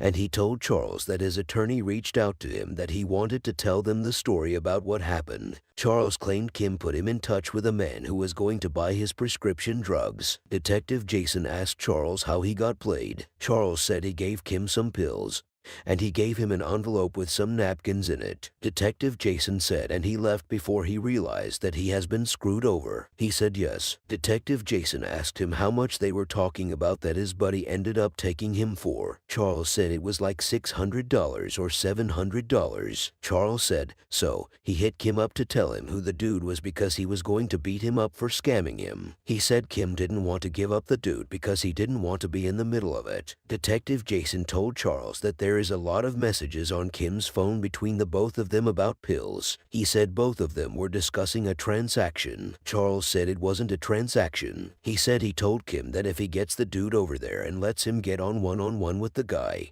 he will let him have the pills. He said he told Kim that he set him up. He said he told Kim that they have known each other for a long time. He shouldn't have done what he did. He said after that, he punched Kim and they started fighting. He said he ended up slamming Kim on the ground. He said Kim had his arms locked into where he couldn't move his arm. Detective Jason said what happened after that. Charles said his cousin pulled him off Kim. When he pulled him off Kim got up and started reaching like he had something. He said then he heard shots go off and he took off running. Detective Jason asked Charles that who was his cousin, that kinfolk that came over there with him. Charles said his name is Lawrence. Detective Jason asked Charles if his cousin was worried after the incident happened. Charles said he knew he was worried because he knows he is not that type of dude. Charles said it was like some type of situation, but he hopes he didn't screw his cousin up. Detective Jason asked Charles if he knew that Kim died. Charles said he didn't know until 2 days later. Charles said he didn't know anything happened because Kim was popping back. Detective Jason thanked him and he left.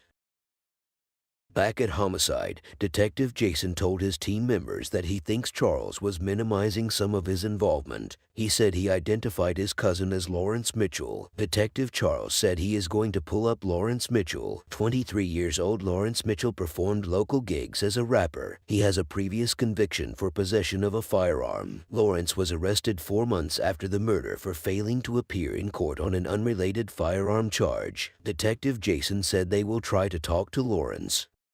Lawrence was transported from Tulsa County Jail down to Homicide. Detective Jason said it took a lot of time to get the warrant issued for him because of COVID and other things. He said once that happened, they went down to the jail to go pick him up. He said he hopes that Lawrence will tell them what's up. Detective Jason and Detective Ronnie went into the interrogation room to have a chat with Lawrence. When they entered, Detective Jason told Lawrence that he knows his cousin and he has spoken to him. He said he just wants Lawrence to tell him what happened. Lawrence said he would never have left the room out of his house if Charles didn't call him. Detective Jason asked Lawrence that who was the person that called him. Lawrence said his big cousin Charles Bowes. He said he got a call from his cousin asking him if he can ride with him. He said Charles also asked him if he can bring the pistol. He said he asked Charles what he needed the pistol for. He said Charles said he just needs his help. He said he got into the car with Charles, and they went over there. He said he was in the car when he heard some altercation. Detective Ronnie asked Lawrence if he knew the background of the altercation. He said he just knew the altercation was over some pills. He said he thinks Charles owed Kim some money. Detective Jason asked Lawrence if Charles owed Kim some money or vice versa. Lawrence said vice versa. Lawrence said Kim took of Charles, telling Charles that he wasn't paying him. Lawrence said he was sitting in the car looking at them as they were fighting.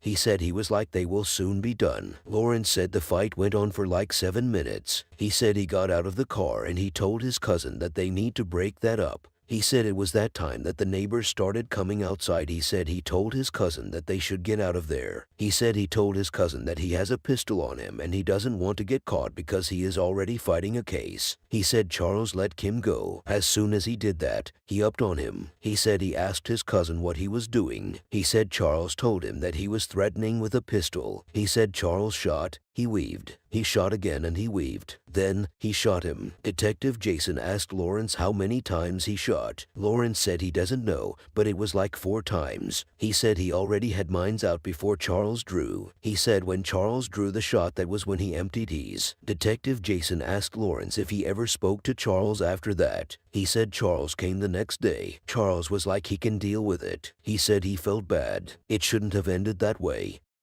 Lawrence said he takes full responsibility. He said his cousin has a whole lot of family. He said he didn't have to talk to them, but he was just trying to get the heat off his cousin. Detective Ronnie told Lawrence that he has a lot of respect for him for stepping up to do the right thing. He said he wished Lawrence had done it in May. Lawrence told Detective Ronnie that he fell in love. He said he doesn't want her to know what's going on because he didn't want to put her in this situation. He said he was trying to bond out and get married because he didn't know what it feels like. He said now he has to tell her what's going on for real. Detective Jason appreciated Lawrence for being kind and left the interrogation room. Charles Bose was charged with first-degree murder and he is awaiting trial. Lawrence Mitchell was charged with first-degree murder and possession of a firearm. He is awaiting trial.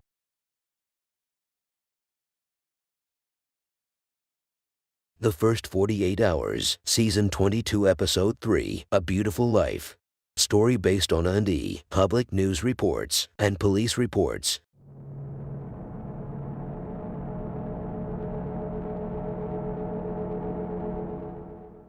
"12:27 in Tulsa, Oklahoma. 911 operators received a call from an unknown caller. 911 operator, do you need police, fire, or medical? Caller, somebody just got shot. 911 operator, where's the person that shot him? Caller, I don't know. I was driving and I just heard the shot and I heard him scream. And I looked and I saw him lying there. He's lying on the ground and there's blood everywhere. He's naked. 911 operator, okay, let me get you connected with the MSA. Detectives immediately rushed to the scene of the incident. They met a dead body lying on the ground just as the caller said. 53 years old Michael Binder was born in Chicago and raised in Hawaii. He moved to Tulsa 17 years ago, living for a time with his mother and stepfather. Michael struggled with drug addiction for many years, but he was active in his church and was trying to turn his life around. Michael was struck once in the side of his head. Patrol transported a neighbor and the apartment leasing agent who called 911. While detectives Reggie Warren and Max Ryden continued working on the scene, 2 other detectives decided to go downtown to conduct interviews. From there, they will go ahead and start digging into the victim's past. Maybe they might get lucky with some information. An hour later, Detective Max Ryden gets a lead after answering a call to the victim's phone. Michael's friend Stuart said Michael planned to meet a woman earlier in the day. Detective Mark told other team members that Detective Max has been answering the victim's phone as it's been ringing. He told them there was someone that called that he's going to meet with that has some information. He said they were going to just get through those witnesses. While Detective White gets started with Michael's neighbor, Detective Leatherman interviews the leasing agent. Detective Ronnie, my name is Ronnie. I'm a detective here. I'll just ask you to tell whatever story you have and we'll go from there. Mike's neighbor, I was in my car and I heard someone screaming help, and then I heard something that sounded like a pop. Then, I saw 2 people running. Detective Ronnie, were they running from the apartment where the shooting happened? Mike's neighbor, yeah. I saw them just driving by. Then, I saw his body, so I parked my car and got out to see if he is okay because I knew who he was. Detective Ronnie, okay. Mike's neighbor, I saw his body there and I didn't know how to react. Detective Ronnie, can you describe the people you saw running as best as you can? Mike's neighbor, honestly, I saw just 2 white people. One of them had blonde hair. It may be down or up. It was kind of long, so it was a female. Mike's neighbor, yeah. The other guy is a white man, I think. I didn't see their faces. Detective Ronnie, have you noticed them out there before? Mike's neighbor, no. Detective Ronnie, have you had any struggles with him? Mike's neighbor, no, not with him. He is really quiet. I remember he was just trying to get his life together. I know he had a past with drugs because I did his background check, but he was not violent.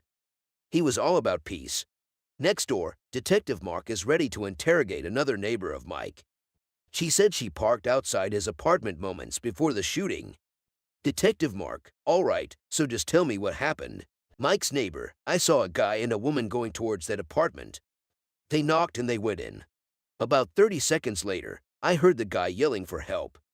After that, the gun went off. After that, they ran off. Detective Mark, were they white or black? Mike's neighbor, both are white. The male has a beard and short hair. The female has blonde hair. Detective Mark, okay. Mike's neighbor, both of them were very skinny. Detective, maybe they used drugs kind of skinny. Mike's neighbor, yeah. Detective Ryden returns from speaking with Michael's friend. Detective Ronnie came out of the interrogation room to address other officers. He said both witnesses described the suspects as a white male and a female with blonde hair. He said other than that they couldn't give any additional identifiers. Detective Ryden returns from speaking with Michael's friend. He said the victim was in some program where he gets help getting an apartment and a job and stuffs like that. He said the guy he just talked to known as Stuart said he's back into selling meth. He said it looks like he would have lots of girls over there doing drugs. He said Stuart was with him all night. He said a little after 4 a.m., he went to his house, and he said while he was there, he was going to re-up with his plug. Michael gave Stuart the name of the woman that supplied him with drugs. He said he was supposed to re-up for 4 to 5 ounces. Michael told Stuart that he was afraid of her. He said he left around 5:30 a.m., and the plug had still not gotten there. The detectives said they need to have access to Michael's phone. Michael's phone received several Facebook message alerts. Unfortunately, there is a lock pattern on Michael's phone. The team hopes to find out if Michael was in contact with his supplier. Detective White has to wait to get Michael's phone records and Facebook Messenger history because of the lock pattern on Michael's phone. Detective Ryden notified Michael's mother and stepfather. His parents said he is the most non-violent person you will ever meet.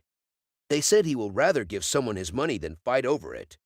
His parents have lost 2 sons in the last 2 years over drug issues.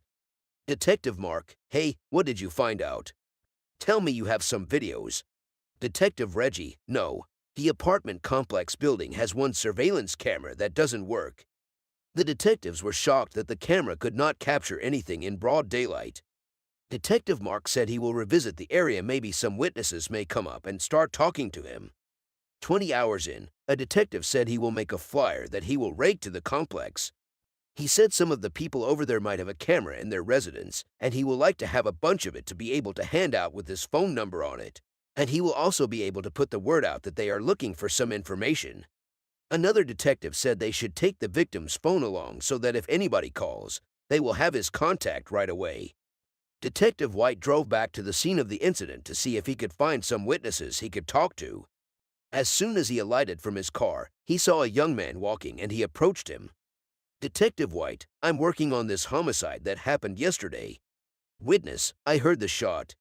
Detective White, did you see anybody run after you heard the shot? Witness, no sir, I did not. Detective White, I'm going to give you this flyer. My number is there. If you hear anything, let me know. While surveying the crime scene, Detective Mark saw an apartment that has a camera. He immediately rushed down to the apartment. Detective Mark, hey there, I noticed you have a camera. House owner, I do. And unfortunately, my internet was shut off. Detective White, okay well, disappointing. But thank you. While Detective White entered his car and he was about to move, a call came through the deceased phone. Detective White, my name is Detective White. I noticed that you've been calling Mike's phone. Had you heard what happened to Mike? Caller, I heard the news this morning and I was afraid it might be him. Detective White, yeah, it's him. How well do you know him? Caller, I was homeless at one time and I stayed with him for a while. Detective White, where are you at now? Maybe I can holler at you and you might be able to help me out. Caller, I was headed over to his place to see if he was there. Detective White, I'll be right across his apartment. Okay. After some few minutes, the caller arrived and Detective White allowed her into his car. Detective White, I am sorry you are going through this. Caller, he was a good person.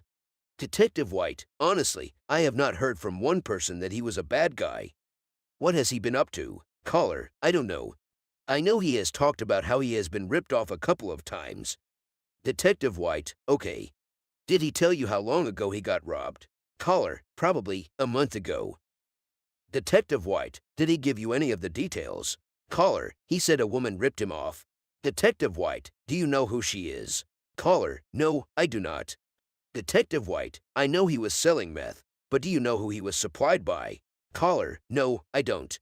I want to know who did this. Detective White, I do too, and he's got some nice parents that are devastated. As the first 48 hours wind down, Detective White updates Mike's father. He told him he hoped was that people would have started calling him, but that has not happened yet. He said they were not going to stop and they will continue to work with everything they have. Mike's father said that sounds great and he appreciates the efforts of the detectives. In the first 48 hours, Tulsa Homicide responded to the shooting death of 53 years old Michael Binder. They learned that a white and a blonde woman were seen fleeing his apartment.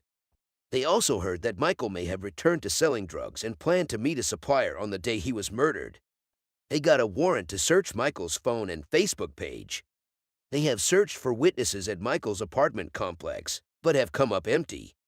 The next day, someone called Detective White's phone and left a message.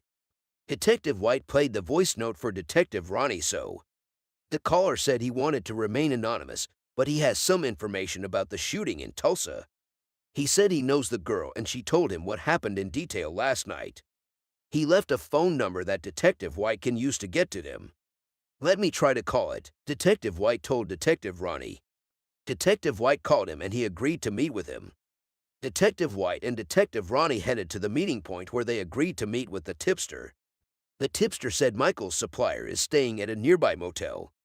4 days after Michael's murder, the warrants team sets up surveillance on the supplier's motel room. A few minutes later, a car drove to the door of the supplier. A white male with a gray t-shirt came down from the car and knocked on the door of the room. He was let in by someone who the detectives were not able to identify then. A few minutes later, the white guy came out of the room with a female loading the stuff off. They both entered the vehicle and started driving. The detectives tracked down their car and arrested them. They and the detectives headed back to homicide. Immediately they arrived at the homicide. Both of them were taken into a separate room for questioning. Detective White and Detective Zanoni entered the investigation room, where the white female was been held. "Hello, my name is Detective Jason White and this is Detective Zanoni over here," he said. "I'm working on a murder. That's what we do." He said they know sometimes in these investigations, people do stupid things. Female suspect, yeah, I see where you are going with your investigation. I was in his house. When I left him, he was completely fine. Detective White, let's stop. Whose apartment did you go to? Female suspect, Mike. Detective White, the day he got murdered. Female suspect, yeah, that day. Detective White, what time were you over there? Female suspect, it was 7:50 a.m. Detective White, did you ever go back in that apartment that day? Female suspect, no, not at all. Detective White, you went over there with whom? Female suspect, with a man and another woman. Detective White, why did you go over there? Female suspect, he wanted me to come over there and see him. Detective White, for what? Female suspect, just go and visit him. Detective White, here is the decision that you have to make. Either you want to go down the road of I want to savage my life and I want to have a life, or you want to go down with somebody else potentially for the rest of your life. He said he doesn't think they had any issues other than he was a little bit behind on his. She interjected by saying he didn't owe her any money. She said he didn't owe her a single dime. Detective White told her she will go to jail for murder. She interjected in a sober mood saying she had no idea who killed the victim. Detective White asked her where she was.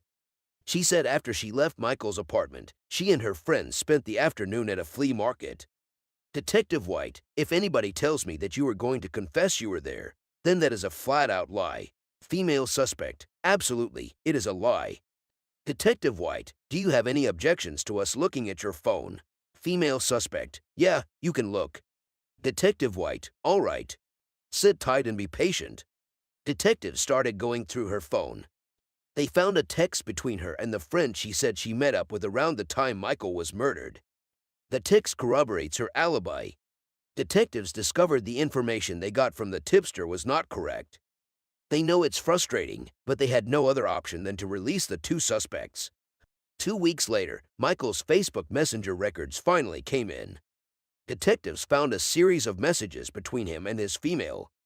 The name of the female is Lena Rocher. The messages were sent before the homicide happened. The conversations were like hanging out. There was somewhere in the conversation where the victim told his female friend that he was going to give her 2 zips if she makes it to his apartment within an hour. Detective Mike asked Detective Ronnie what a zip means after he read that part of the message. Detective Ronnie told him a zip means an ounce. Lena arrived at Michael's complex 30 minutes before his murder. Detectives were able to get her picture and her location through the Facebook Messenger chat. They got to know that she is a blonde-haired lady who lives in Sapulpa. Detective White immediately called the Sapulpa PD for a background check on Lena. The Sapulpa PD told detectives that she has some stuff on her.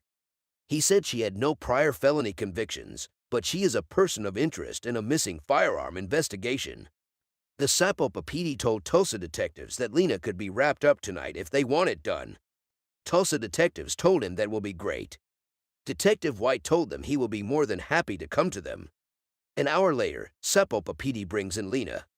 Detective White and Detective Ronnie made their way to the Sapulpa police station to try and talk to Lena and see what she has to say. Detective White and Detective Ronnie made their way to the interrogation room as soon as they arrived at the police station. Detective White, hello young lady, I do not know the reason why they brought you here, but I wanted to talk to you about something else. Do you know how to read and write? Lena, yes. Detective White, and you read what is on my shirt and it says homicide. Lena, yes. Detective White, do you have any idea why I want to speak with you? Lena, yeah, honestly, yeah. Michael Binder, Detective White, yep. Lena, he was my friend. I helped him once. They wanted me to go over there so they can just take his grocery home. Detective White, okay, who are they? Lena, Nicholas Gibson and Ruthie Blair. Detective White, how do you these guys? Lena, through Samuel Washington. Detective White, how did you guys end up over there? Lena, honestly, I was supposed to be getting in some stuff. Meth. And they wanted to try to take his stuff from him. Detective White, tell me what went down when you got to the apartments. Lena, I knocked on the door and he let me in. And then I went in the bathroom, which is where I was when they came in. Detective White, did you intentionally leave the door open or unlocked? Lena, yeah, I left the door unlocked. Detective White, okay, knowing that they were going to come behind you. Lena, yes. Detective White, did they come inside the apartment on their own? Lena, yeah. I came out because I heard all the noise and they told me to get on the fucking floor. Those were their exact words. He got up and took off running. He went to the door and started shouting for help. I heard a bang. Detective Ronnie, who's the one that pulled the trigger? Lena, Nicholas Gibson. Detective White, and then, what did you guys do?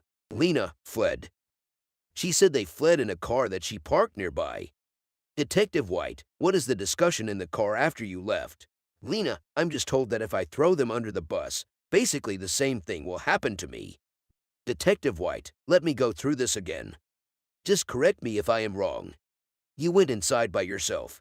How was he dressed? Liana, he was fully dressed. And then, I went in the bathroom, which is where I was when they came in, and he had got down into a towel, I guess. Detective White, was there anything that was supposed to go on? Lena, oh yeah. He talked about trying to have sex with me and stuff. Detective Ronnie, why did you want to take his stuff, and how did you know about him? Lena, because they had me get them stuff before. Detective White, from him. Lena, yeah. She claims Nicholas and Ruth had her get drugs for Michael in the past. Detective White, are there phone numbers in your phone? Lena, possibly. Nicholas's number should be in there for sure. Detective White, all right, give me a few minutes. Detective White and Detective Ronnie left the interrogation room. Detective Ronnie said Lena will be charged with felony murder. He said that we'll start working towards getting an arrest warrant for both of her accomplices. Both Nicholas and Ruth have prior convictions for burglary. Detective White said their efforts would now be to find both Nicholas and Ruth and bring them in safely. 4 days later, Detective White gets a lead. He got a tip about Samuel Washington's investigation. The tipster stated that Michael and Lena have had some sort of relationship. White said the way he is hearing it is that he potentially directed Lena to do the robbery. An hour later, Detective White brought Lena back to homicide.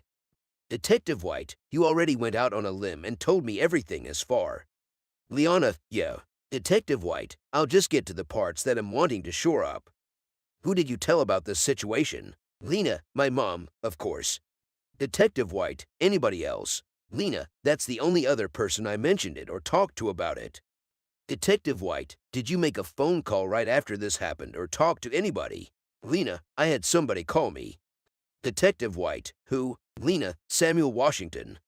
Detective White, this guy right, while showing her his picture. I am not going to waste anybody's time here. Do you have a relationship with him? Lena, he was my boyfriend. Detective White, so that is what I am getting at. I do not want you to sit there and protect that guy. Liana, no, I am not trying to protect anybody. He has told me to do things that I... Detective White, okay, let's get into that. Tell me exactly what he told you to do. Liana, to do whatever it takes to get the money to bond him out. Lena claims Samuel wanted her help to get out of jail. So, he hatched a plan. He planned that Liana would rob Mike. He wanted her to set it up for Nick and Ruthie to go do it. Okay, give me a quick minute, Detective White said while he and Detective Ronnie left the interrogation room.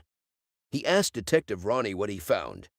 Detective Ronnie said he is looking at murder and conspiracy to commit a felony. Detectives decided to have Samuel transported from jail for questioning. Later that day, Samuel was brought to homicide. He was taken into an interrogation room for questioning. Detective White, first of all, my name is Jason White. I am a homicide detective. You had said something that you want to clear your conscience when we were in the car coming down here. Isn't that right, Samuel? Yeah. Detective White, what do you want to clear your conscience about? Samuel, I talked to Annie. Detective White, you referred to her as Annie when we are talking about Lena. Samuel, when I was in jail, I called her and she answered the phone. Her first words were everything went bad. And she said, he's gone. I said, who's gone? And she said money or Mike or something. This guy Mike, if I remember, she knew him from the past, and she admits she wants me for about getting him. Detective White, what does that mean? Samuel, rob him. That was way before I was even in jail. I told her Ruthie and Nick usually do stuff like that. Detective White, so you guys have had some discussions about possibly the robbery before you were arrested. You ended up getting incarcerated. Were there any other calls that made or any discussion between the two of you or her about wanting to rob him? Samuel, it was pretty much. If she still wanted to do that with Nick, he could help her. He said after they got locked up, he told Lena to work with Nick on a plan targeting Michael. Detective White, okay, meaning the robbery. Samuel, yeah, robbery. I didn't know anything about any murder. Detective White, you may be in a little bit of trouble. If you hadn't mentioned something to her about that situation, that guy would be alive, you know. Samuel, if I get charged, what would I be charged with? Detective White, it will be with murder. Probably a felony murder. Based on the kind of putting the wheels in motion, and then somebody dying in the midst of that, it becomes felony murder. Do you see what I am saying? Samuel, yeah, okay. Detective White, I will holler at you in a quick minute. 2 months after Michael's murder, detectives got a call in the morning that Missouri authorities were able to get Ruth Blair into custody. A tipster called and said both of them were at a house that was nearby. Officers went there really quickly and they managed to capture her, but they didn't find him. Detective White and Detective Ronnie went to Missouri to question here. Detective White, hey there, young lady. Ruth, hi. Detective White, are you doing all right? Ruth, yes. I was scary. Detective White, yes, I know, and you know what? This is a scary situation. But you have to tell me what's up. I already know what's up, but I need to hear from you. Ruth, all I know is Leanne has been texting and calling my old man for a week or two. She had this master plan to go over there because he was supposed to have a lot of money. And Nick asked for a rundown. Like, what's the deal?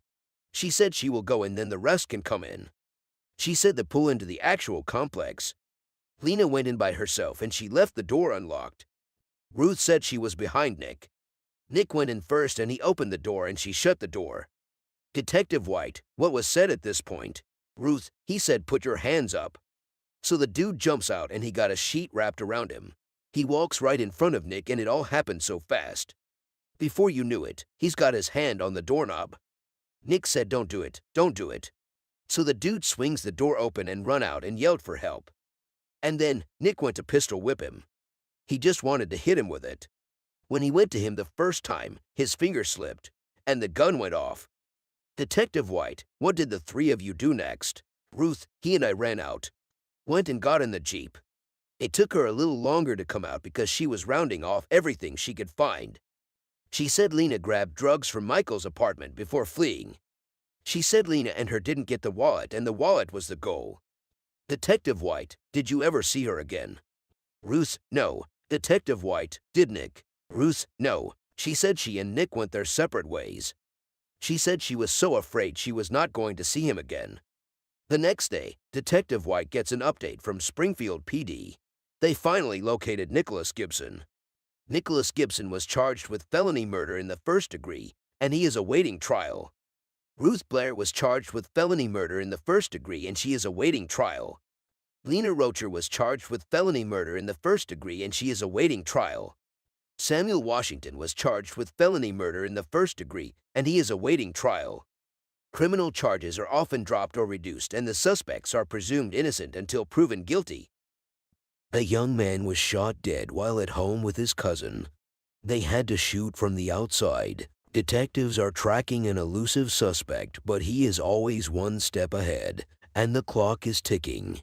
For homicide detectives, their chance of solving a murder is cut in half if they don't get a lead within the first 48 hours. 8:30 a.m. in Mobile, Alabama, a caller put a call through to 911.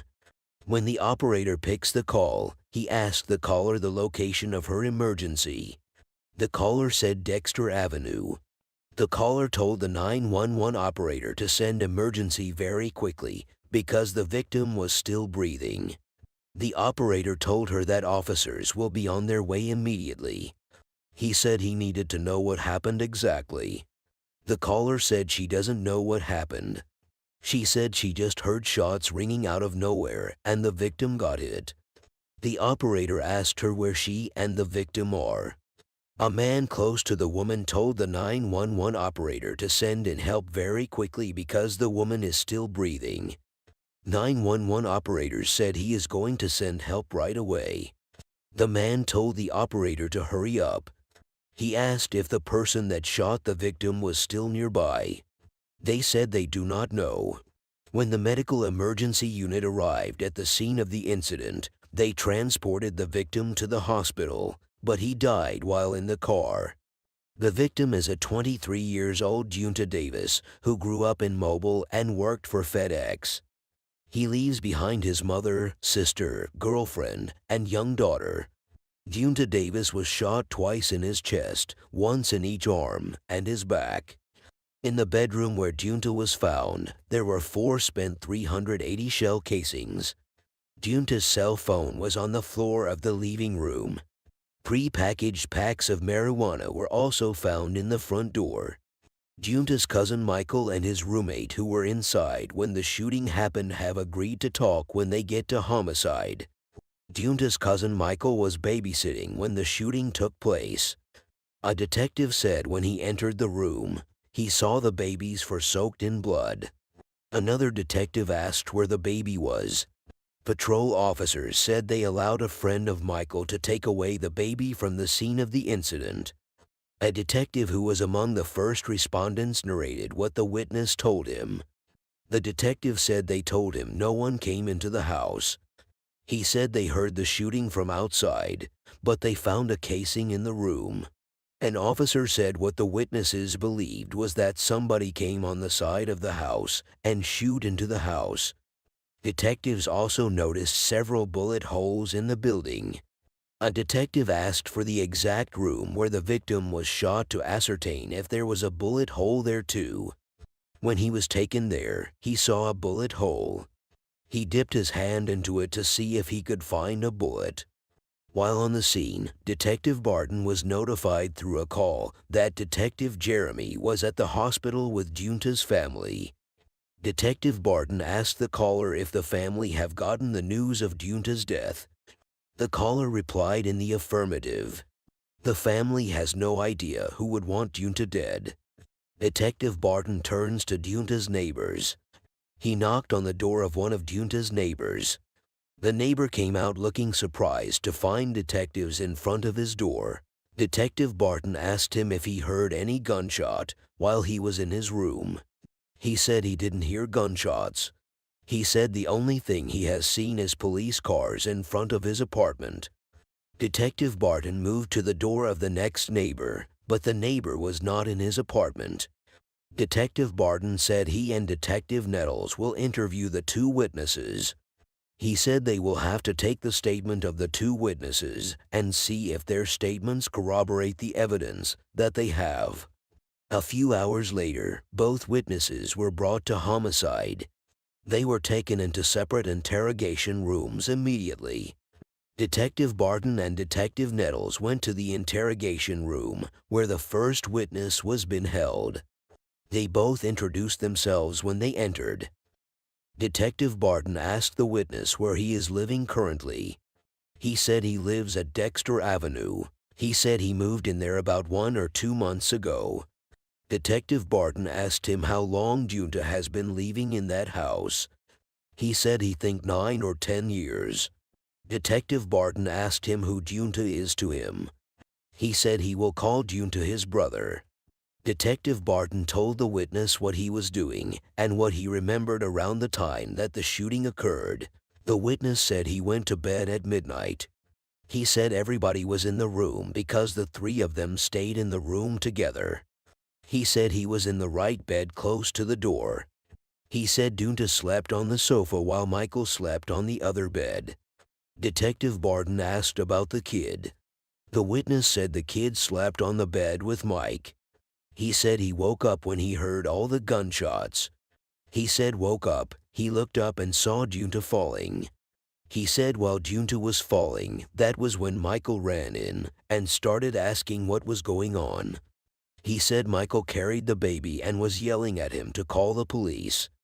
He said as he was calling the police, he heard a car speed away. He said the front door to the house was wide open.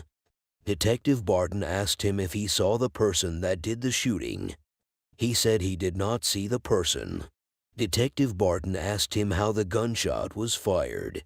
He asked him if the gunshot sounded like it was in the room with him or not. He said the gunshot sounded very close.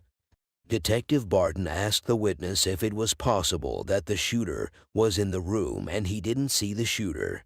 He said it's possible. Detective Nettles asked him if he knows the status of Junta presently. He said he doesn't know Junta's status presently, but he will want to know.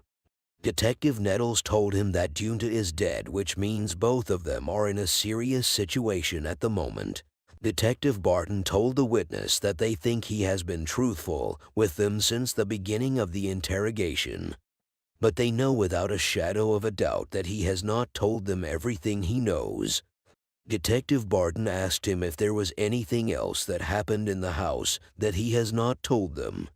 He said he is specifically referring to the shell casing they found inside the bedroom.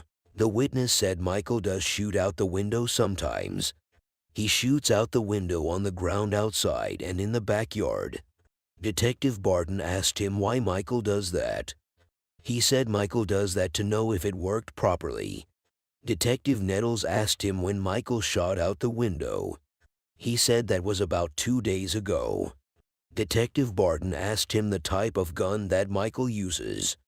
He said Michael had shot with .38, 380, or whatever it was. Detective Nettles asked him if the shell casings that are in the room are from Michael's gun. He said that is his guess. Detective Barton asked if Michael has any other pistols at home. He said all he knows is a shotgun. He said when he sees the shotgun, it used to be by the TV stand. The two detectives left the interrogation and they moved to where Michael was being held. When they entered the room where Michael was being held, Detective Barton introduced himself and introduced Detective Nettles too. Detective Barton asked Michael whether he saw the person that fired the shots. Michael said he did not. He asked him if he believed that Michael was shot inside or outside of the house. He said he believes Michael was shot from the outside. Detective Barton told Michael that they found shell casings by the side of his room. Michael said he had a 380. He said he shot at the window a few days ago.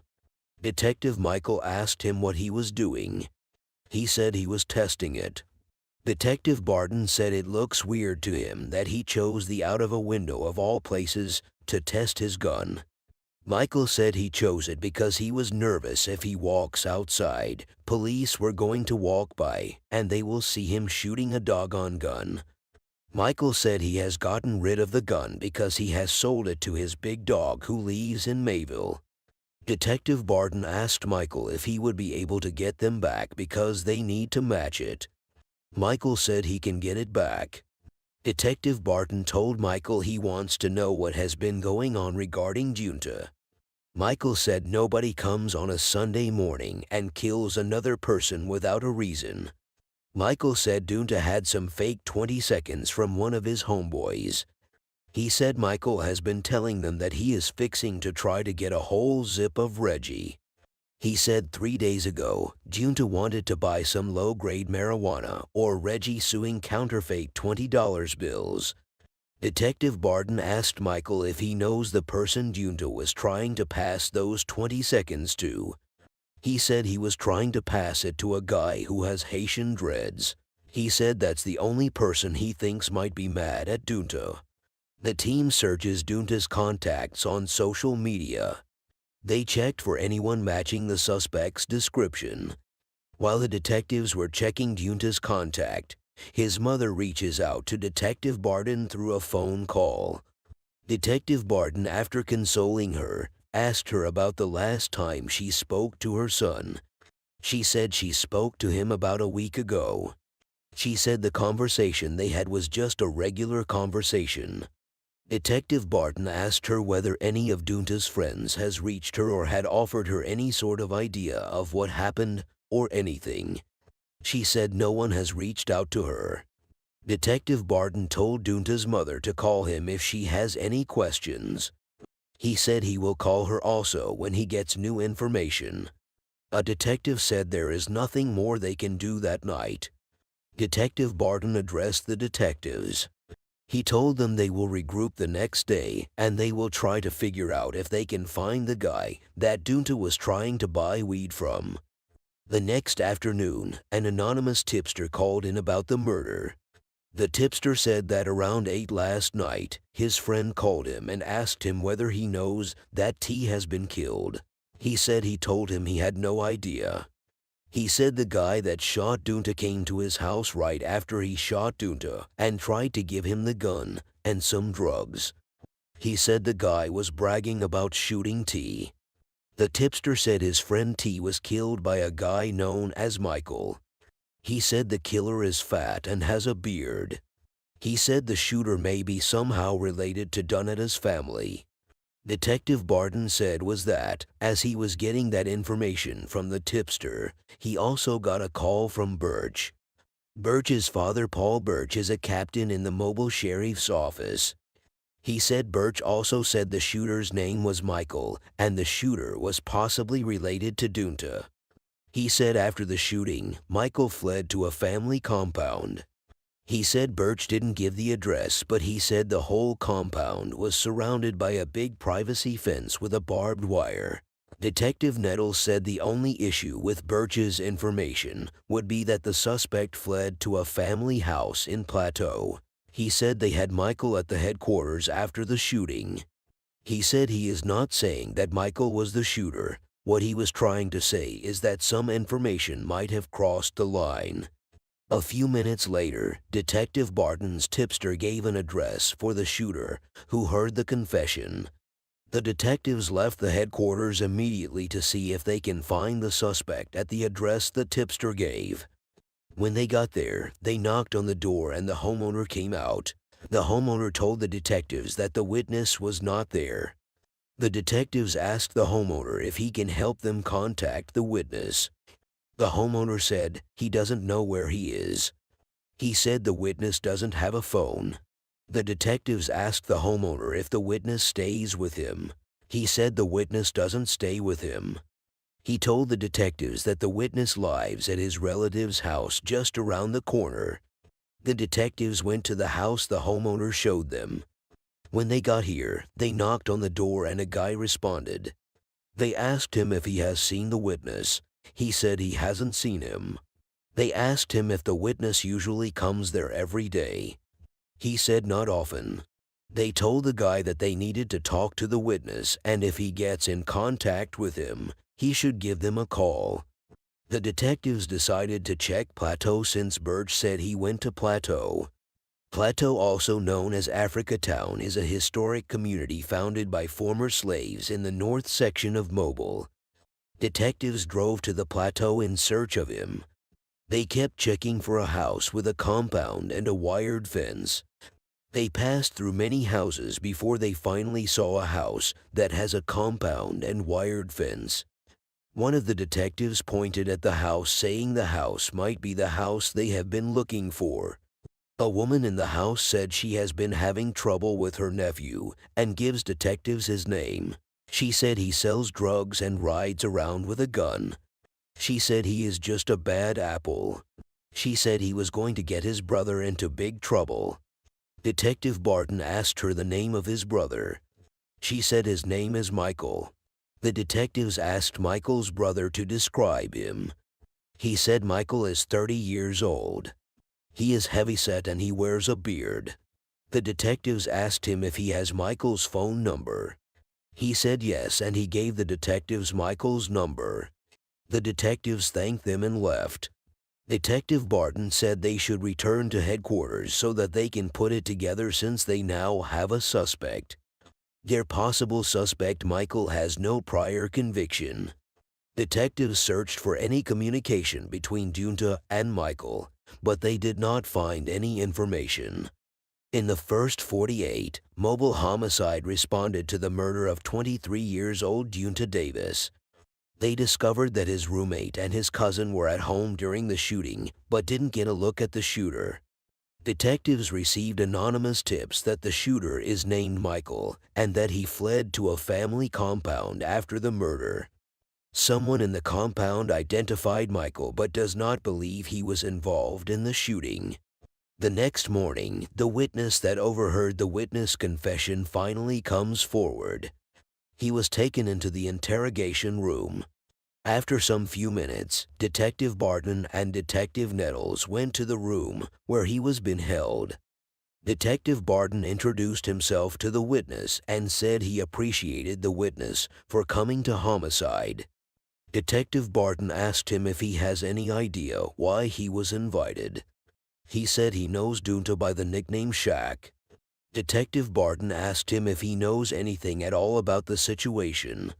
He said he saw policemen outside his home. He said he didn't know what was going on. He said he came down there because of the presence of the policemen. He says on the morning of the murder, he went to check if Junta was okay. He said he saw a baby. He said he told him not to let them go out at all.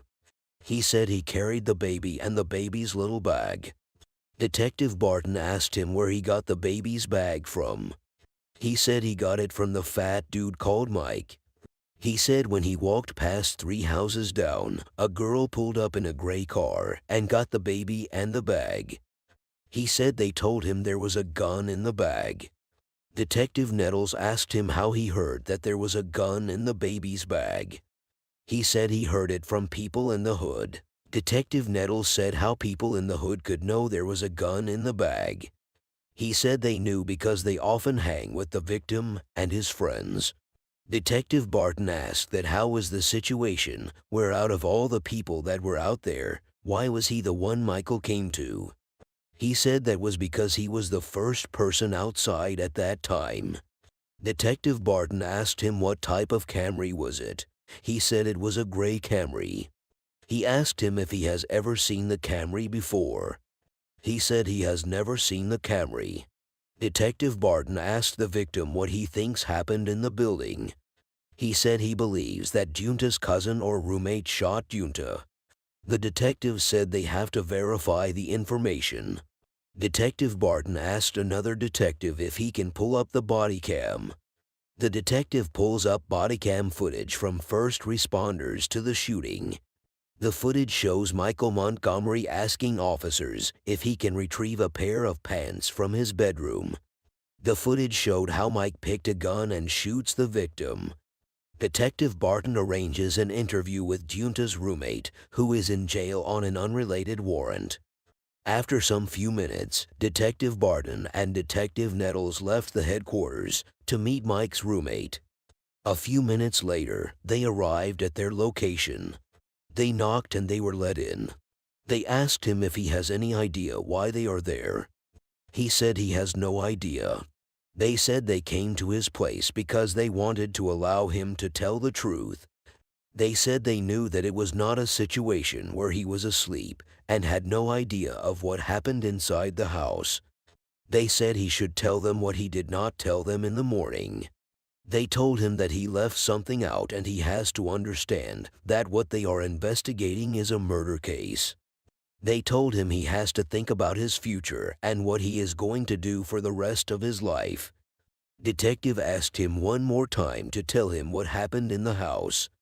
He said when he woke up that morning, they were arguing. He said Mike had bought some weed from somebody and it was a weak weed. He said Junta, who goes by the nickname Dee Dee, was hassling about the weed. He said Dee Dee disrespected Mike and Michael did it back. He said Dee Dee got mad and he pushed Michael, but Michael pushed him back. He said he guessed Mike pushed Dee Dee a little too hard. He said when Michael pushed Dee Dee grabbed the shotgun and he told Michael he was going to shoot him. He said Mike grabbed his 380 guns too. He said Dee Dee was asking Michael if he was going to shoot him for real. At that point, Dee Dee cocked his gun. He said Michael started shooting immediately. Dee Dee cocked his gun. Detective Barton asked how many times Michael shot Junta. He said Michael shot him 4 or 5 times. Detective Barton asked him the whereabouts of the shotgun and the 380. He said the shotgun is in the house, but he doesn't know what happened to the 380. Detective Barton asked him why he did not tell them initially, and he said he doesn't know. They asked him if he has anything to say, and he said he has nothing more to say. 189 years old Michael Montgomery has no prior convictions. The next night, the detectives got information on the possible whereabouts of Mike. They got information that Mike is staying in a relative's house in nearby Pritchard. The team leave the headquarters that night and headed to Mike's location. When the team arrived at the apartment, they knocked on the door. A woman came out to speak to the detectives. They asked her if Michael was there. She was hesitant and not willing to talk. The detectives kept asking her because they detected through her body gesture that Mike might be there. During that process, a detective sighted Mike in the apartment and told him to come out with his hand on his head. Mike finally came out and he was taken into custody by the detectives. They took him to the interrogation room as soon as they arrived at homicide. Detective Barton went where Mike was being held and asked him if he will like to talk to him. He told Detective Barton that he will talk to him if he wants him to talk. Detective Barton told him he wants to know what happened to Junta. He said when he got up, he went into the bathroom and closed the door. A few seconds later, he started hearing the gunshot. He said he immediately grabbed his baby and ran out of the bathroom door. He said all he saw when he came out was Dee falling to the floor. He said the police showed up after that and that was what happened. At that point, Detective Barton raised his voice on Mike. He told Mike that what he has been telling them is not the truth. He said he knew that because Mike was not the only one leaving with the deceased. He said the evidence that they have dictates that Mike is not telling the truth. He told Mike that he was ready to give him one last chance to say the truth. Mike also got upset. He told Detective Barton that he was not going to say anything. He says he will rather remain quiet. When he said that, Detective Barton and Detective Nettles left the interrogation room. When Mike left the room, he immediately put a call through to the DOAS office to present his case. He said he wants to know if there is enough evidence to arrest Michael Montgomery for murder. When he dropped the call, he came to where his other team members are. He told them that they have sufficient evidence to charge Michael Montgomery for the murder of Dunta. Detective Barton and Detective Nettles returned to the interrogation room, where Mike was been held, and officially arrested him for the murder of Dunta Davis. The shotgun and the .380 were never recovered. No one else was charged in connection with the case. Detective Barton put a call through to Dunta's mother, Miss Ottery, and told her that they have arrested Michael Montgomery for the murder of her son.